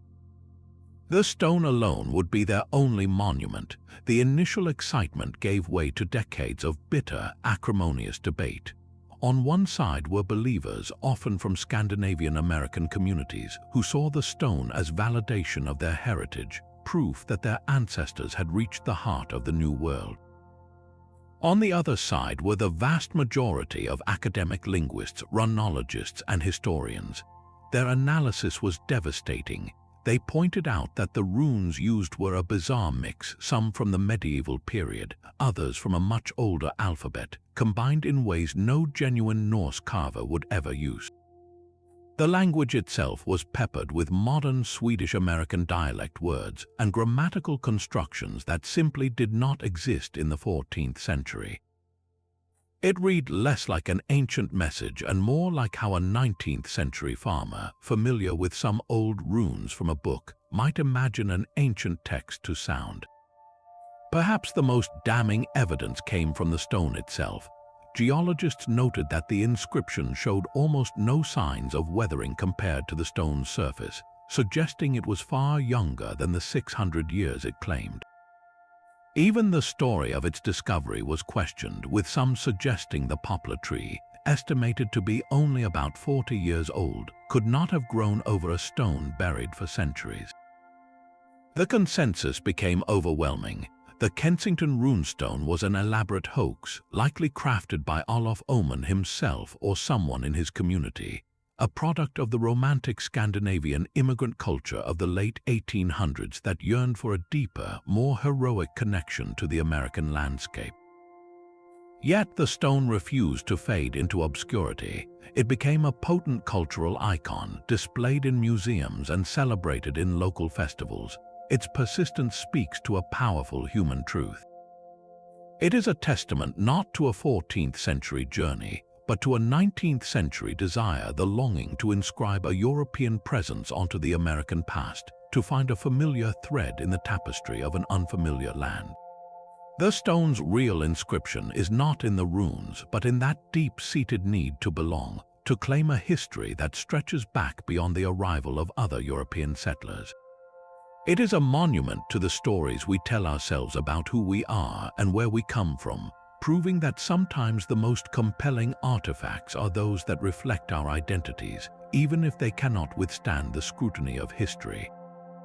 High in the Bolivian Andes, the stones of Puma Punku do not whisper of the past, they shout a challenge. Part of the greater Tiwanaku complex, this site is not about colossal monuments, but about miniature perfection on a massive scale. The ground is littered with shattered architectural pieces, as if a giant's intricate puzzle box was dropped from the sky. Among the rubble are the infamous H-blocks, massive stone components each weighing many tons, carved with a geometric precision that stops the heart. Each block is not a simple shape, but a complex three-dimensional puzzle piece, featuring multiple exact recesses, raised bosses, and notches that would have interlocked with neighboring stones with a seamlessness that defies belief. The surfaces are not merely flat, they are planar to a degree that suggests machine milling, with perfectly sharp internal corners that look as if they were cut by a diamond saw.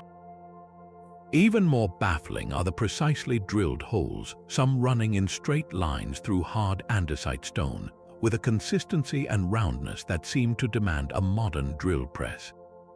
This is the core of the impossibility. The Tiwanaku culture, which flourished here from around 500 to 1000 AD, is not known to have possessed hardened metal tools, let alone machinery. They had bronze, which is too soft to cut andesite efficiently, and stone tools. So how did they achieve this? The mainstream archaeological explanation is one of astonishing, patient skill. Stonemasons likely used a combination of techniques that seem almost mundane in their simplicity, yet breathtaking in their application. They could have employed harder stones like quartzite to pound and grind the andesite into shape over months or years for a single block.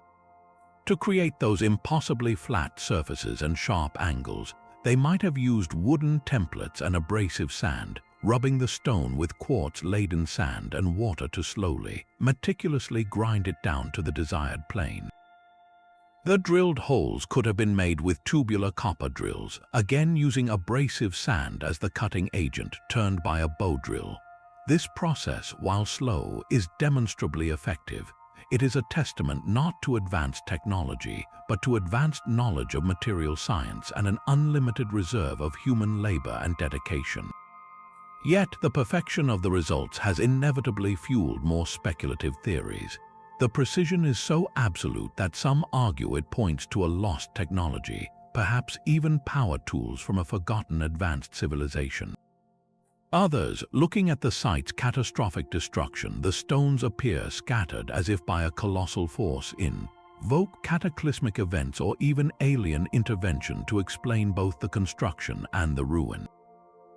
What these far-fetched ideas reveal is our own struggle to reconcile the artifact with the assumed capabilities of its maker. Puma Punku forces a different perspective. It shows us a civilization that elevated stoneworking to a form of high art and sacred geometry. The interlocking blocks were not just practical, they were likely designed to create buildings that were earthquake-resistant, their complex joints shifting and settling as one during tremors. This was engineering as a form of worship, a way to create eternal, immutable structures that mirrored the perfect order of the cosmos as they understood it. The true lesson of Puma Punku is not about aliens or lost machines, but about the heights human ingenuity can reach when driven by a powerful cultural vision. It asks us to reconsider what patience, observation, and generations of accumulated craft can truly accomplish, presenting a stone puzzle so perfect that it makes our modern, mechanized world wonder if we have forgotten something essential about the power of the human hand and mind. The stone perfection of Puma Punku was carved with a patience we can scarcely comprehend, but our modern tools have revealed a shape on the ocean floor that seems carved by a different hand entirely. In the summer of 2011, a Swedish dive team named Ocean X was using side-scan sonar to search for historic shipwrecks in the Baltic Sea. What appeared on their screens was no sunken galleon. It was a massive, circular object roughly 60 meters across, resting on the seabed nearly 300 feet below the surface. The sonar image was startlingly clear, a perfect disk with a long, trailing skid mark behind it, and on its top, what looked like smaller structures or staircases. To the stunned crew, and soon to the world, it bore an uncanny, almost playful resemblance to the Millennium Falcon from Star Wars, a crashed starship sleeping in the deep. This was the Baltic Sea anomaly, and its very discovery was wrapped in strange phenomena. The divers reported that their electrical equipment, including satellite phones and a new, expensive sonar scanner, would malfunction whenever they approached the object. Their instruments would simply shut off, only to reboot when they moved away. This detail, whether a genuine mystery or a quirk of the deep-sea environment, added a layer of science fiction eeriness to the find, fueling immediate speculation about a submerged UFO or a lost piece of ancient, advanced technology. The impossible theories wrote themselves. Was this a flying saucer that crashed during the last ice age, now half buried in silt? Could it be the remnant of a lost civilization like Atlantis, a stone monument drowned by rising seas? The object's seemingly geometric features and perfect circularity argued against a natural origin, suggesting intelligence and design. The dive team themselves spoke of a structure that felt like concrete, with right angles and passages, and they retrieved a small sample that was later claimed to contain metals not naturally occurring together. The world was captivated by a modern maritime myth in the making. Geologists and maritime archaeologists, however, urged caution and offered more terrestrial, if still fascinating, explanations. The most probable answer lies in the powerful sculpting force of the last ice age. The anomaly sits in an area once covered by a massive ice sheet. As glaciers advanced and retreated, they dragged and deposited enormous amounts of rock and debris, creating formations called glacial moraines. A large, resistant boulder carried at the base of a glacier could have carved that long skid mark and been left behind as the ice melted, with subsequent currents shaping the mound around it. Another strong possibility is that it is a rare but entirely natural geological formation like an underwater volcanic plug or an outcrop of resistant bedrock, shaped by millennia of unique sedimentation and erosion into an oddly symmetrical form. There is also a compelling historical theory. The Baltic Sea was a fiercely contested arena during World War II. The object's location and shape have led some researchers to suggest it could be the remains of a large, secretive anti-submarine device or a collapsed listening station. Its metal components now fused together by rust and marine growth, creating the illusion of a single, monolithic structure. This would explain both the shape and the alleged electrical interference, a ghost signal from decaying wartime electronics. The Baltic Sea anomaly, in the end, may be the perfect modern mystery. It was not found by a farmer plowing a field or an archaeologist's trowel, but by the pulse of sonar, a technology that lets us map the unseen. It represents our continued, primal fascination with the unknown, now projected onto the high-resolution screen of a ship's cabin. It shows how, even with all our advanced tools, the deep sea remains a canvas for our imagination, where a strange shape in the dark can become a crashed starship, a lost city, or a wartime secret long before we ever lay a hand on it. The anomaly reminds us that the ocean's greatest gift is not always the truth it reveals, but the wonder it inspires. The Baltic Sea's sonar ghost challenges us with a shape in the dark, but some objects of legend are held right in our hands, their cold clarity daring us to believe. In the world of ancient mysteries, few artifacts are as iconic or as steeped in Hollywood glamour as the crystal skulls. These are life-sized, hauntingly beautiful carvings of human skulls, crafted from a single piece of clear or milky quartz. The most famous of all is the Mitchell Hedges skull, named for the adventurer Frederick Mitchell Hedges. The story he told was the stuff of pure adventure pulp. He claimed his adopted daughter, Anna, discovered it in 1924, buried beneath an altar in a Maya ruin in Belize. It was perfect, he said, missing only its jaw, which was found 3 months later a few feet away. According to the tale, the skull was a masterpiece of ancient Mesoamerican artistry. used by Maya priests in esoteric rituals, capable of harnessing mystical powers, foretelling the future, or even causing death through focused thought. Its impossible quality was in its craftsmanship. Quartz crystal is incredibly hard, rating a 7 on the Mohs scale, only slightly softer than diamond. To carve such a complex, anatomically perfect object from a single block without causing it to shatter would require tools and techniques far beyond what archaeologists attribute to pre-Columbian cultures. The skull's surfaces are smooth, the jaw articulates perfectly, and there are no visible tool marks to the naked eye. It seemed like a relic of a lost science, a physical object that whispered of impossible knowledge. The allure was magnetic, blending archaeology with the occult, and the skulls became central figures in New Age mythology and blockbuster films, symbols of a past where magic and technology were one. But science, with its cold, precise instruments, had a different story to tell. In the 2000s, researchers were finally granted access to study the most famous skulls, including the Mitchell-Hedges specimen, using high-powered electron microscopes. What they found was definitive, and it shattered the ancient legend. The surfaces, so smooth to the eye and touch, were covered in microscopic markings under magnification. These were not the irregular, hand-powered scratches left by ancient stone or copper tools. They were perfectly symmetrical, parallel grooves and curves consistent with the rotary wheels and polishing compounds used by 19th-century European jewelers. The technology to create such marks simply did not exist in the Americas before European contact.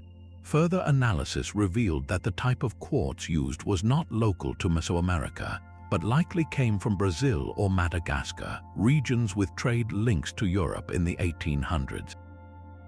The evidence pointed to a much more recent and far more commercial origin. The crystal skulls were almost certainly crafted in Europe, likely in Germany's renowned Idar Oberstein workshops, a center for gem carving since the medieval period. They were created during the 19th century, a time of intense fascination with the exotic, fueled by global exploration and a booming market for archaeological curiosities. These exquisite forgeries were then sold to wealthy collectors and adventurers, often with fabricated backstories of discovery in lost jungle cities. They were not tools of Maya priests, but products of skilled European artisans capitalizing on a romanticized view of the ancient world. This revelation transforms their impossibility. They are not impossible because of their ancient origins, but because of the perfect storm of desire and deception that created their legend. They reflect a Victorian-era obsession with collecting the mysterious East and the ancient Americas, a willingness to believe in a mystical past that could be owned and displayed in a private cabinet. The skulls today are beautiful, enigmatic objects that tell a true story, not about lost civilizations, but about the enduring human appetite for wonder, and how easily that appetite can be shaped by a convincing story and a flawlessly carved piece of crystal. They remind us that sometimes the most seductive mysteries are not found in the ground, but are carefully manufactured to be placed there, waiting for a hopeful discoverer to complete the tale. Thread by thread, a story of conquest was stitched into linen. The Bayeux tapestry is not a tapestry at all, but an astonishing 70-meter-long embroidered cloth, a panoramic comic strip of the 11th century. Its creation was ordered just years after the Battle of Hastings in 1066, making it a near-contemporary witness to one of history's most decisive turns. For almost 1,000 years, this fragile textile has survived, a silent narrator of war, politics, and daily life that escaped the ravages of time through what seems like sheer stubborn fortune. Its impossibility lies not in unexplained technology, but in its breathtaking completeness. In vivid scenes of colored wool on linen, we see King Harold's fateful oath to Duke William, the building of a vast invasion fleet of long ships with billowing sails, and the brutal, chaotic melee of the battle itself, where Harold falls with an arrow to his eye. It is a masterclass in visual storytelling, a medieval newsreel preserved in thread. But the tapestry's value goes far beyond the simple recording of a claim to the English throne. In its margins and main panels, it offers an unparalleled window into a lost world. We see carpenters felling trees for ships, cooks preparing a feast over an open fire, and knights donning their chainmail. It shows us the tools, the clothing, the architecture, and the weapons of the Norman and Anglo-Saxon, worlds with a documentary clarity no written chronicle could ever match. This is its first layer of miraculous preservation, the survival of the physical object itself. Consider its journey. This delicate linen, over 200 feet long, has endured through the Norman era, the 100 Years' War, the French Revolution when such symbols of aristocracy were routinely destroyed, and 2 world wars. It has been rolled, stored, displayed, and hidden away countless times. Each handling risked tearing, fading, or lost to fire or plunder. That it exists today in the French town of Bayeux, largely intact, is a historical accident of staggering luck. Its second, deeper impossibility is the survival of its perspective. This was a Norman document commissioned by the victors to justify their conquest.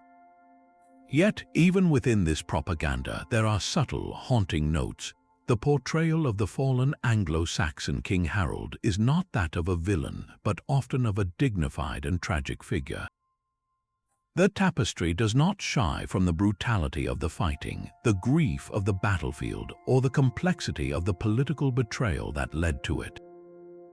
It captures, with an artist's empathy, the human cost woven into the grand narrative of power. This balance gives it a profound authenticity, a richness that transcends its original purpose. In a world where history was written by monks for the elite, the Bayeux Tapestry was a public spectacle, a story meant to be unfurled and explained to the illiterate masses. It was cinema before film, a graphic novel before printing. Its endurance is a testament to the enduring power of visual storytelling. While we marvel at gears and skulls and maps, this embroidered chronicle challenges us in a different way. It asks us to consider what we choose to remember and how we choose to tell it. In its countless stitches, we have a direct, tactile link to the minds and hands of people a millennium gone, who believed their story was worth the years of labor to set in thread, a story they entrusted to the fragile hope that future generations would still care to look and to understand. The threads of the Bayeux Tapestry preserved a single, pivotal battle, but in the soil of China's Shaanxi province, an entire empire was buried in silent, staggering formation. In March 1974, a group of farmers digging a well struck not water, but something far stranger, the hard-fired clay shoulder of a life-sized soldier. As they cleared the earth, a face stared back, painted and fierce, a sentinel who had stood guard for over 2 millennia. This accidental discovery would unveil the Terracotta Army, a find of such monumental scale and ambition that it redefines the very meaning of imperial power. The farmers had uncovered the outer perimeter of the mausoleum complex of Qin Shi Huang, the first emperor of a unified China, a man so obsessed with immortality and legacy that he commissioned a necropolis guarded by an entire clay military. The impossibility here is not a single, inexplicable object, but the sheer, overwhelming magnitude of systematic production. This is not a collection of statues, it is a manufactured army, a bureaucratic project of clay and bronze. In 3 vast pits, archaeologists have found over 8,000 soldiers, each one unique. Look closely, and you see individuality in every face, different hairstyles, expressions, ranks, and postures. There are archers kneeling in readiness, charioteers holding reins, cavalrymen with their horses, and high-ranking generals standing with calm authority. Alongside them are hundreds of chariots and horses, all crafted with anatomical precision. This was not an artistic whim, it was a logistical and industrial miracle. Imagine the workshops that must have operated for nearly 40 years. Teams of artisans organized like a factory, specialized in molding legs, torsos, arms, and heads. The parts were then assembled, and the fine details, the armor plates, the braids, the expressions were added by hand before the figures were fired in colossal kilns. Finally, each soldier was painted in vivid pigments, making the army a breathtakingly colorful host, though most of that paint has flaked away after centuries underground. The purpose of this impossible undertaking was rooted in a profound belief. Qin Shi Huang, who conquered warring states and standardized everything from writing to wheel axles, feared the void of death. He sought to rule in the afterlife just as he had in life, and for that he needed his military might. The terracotta warriors were not mere symbols, they were functional spiritual substitutes intended to be an actual, deployable army for the emperor in the next world. They stand in precise military formation, facing east toward the conquered kingdoms, eternally vigilant. But the army is only the guard detail for the true prize. The emperor's tomb mound itself, which historical texts say is a microcosm of his empire, with rivers of mercury and a ceiling studded with pearls for stars. That central tomb remains unexcavated, protected by both reverence and the fear of what delicate, priceless artifacts or potential traps might lie within. What the ongoing excavations continue to reveal is a frozen snapshot of the Qin dynasty's terrifying efficiency and technological prowess. The bronze weapons found with the warriors' swords, spears, crossbow triggers were not ceremonial. They were chromed to resist rust and mass-produced with interchangeable parts, a level of industrial standardization not seen again for over 1,000 years. The clay army itself is a census in sculpture, revealing the diversity of ethnicities and military roles within the empire. Every new pit opened, every fragment studied, adds another piece to the puzzle of how a centralized state could marshal such resources, artistry, and labor. The terracotta army's impossibility is its testament to human organization. It shows us that the most awe-inspiring mysteries are not always about lost knowledge or alien visitors, but about the breathtaking extremes of human ambition. It is the product of one man's will, executed by the hands of thousands, a permanent garrison built not from fear of an enemy, but from the deepest fear of all, the fear of being forgotten. And in that, they succeeded spectacularly, for they have made his name and the power of his vision immortal. From the silent legions of an emperor's ambition to the quiet patience of a stonecutter's hand, our journey through 30 impossible discoveries ends not with a final answer, but with a fundamental question. What do these objects truly teach us? They are more than curiosities, they are challenges. Each one, from the Antikythera Mechanism's clockwork sky to the terracotta army's silent ranks, forces a confrontation between what we think we know and what the past has left behind. They are the beautiful, frustrating outliers that refuse to fit neatly into our historical timelines, the whispers that suggest our story is far richer, stranger, and more incomplete than any textbook could contain. These finds do not simply rewrite history, they rewrite our capacity for wonder. They remind us that human ingenuity is not a straight line of progress, but a scattered constellation of brilliance, flickering into existence in different times and places, sometimes forgotten for centuries before being glimpsed again.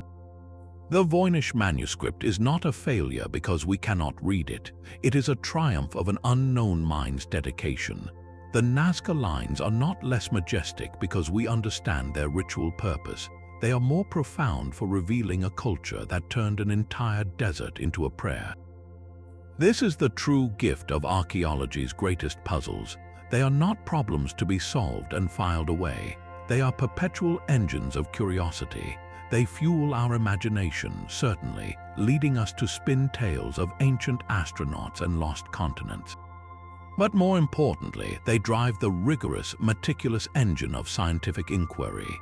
Every claim of a Baghdad Battery or a London hammer pushes researchers to look closer, to develop new dating techniques, to understand geology and chemistry on deeper levels.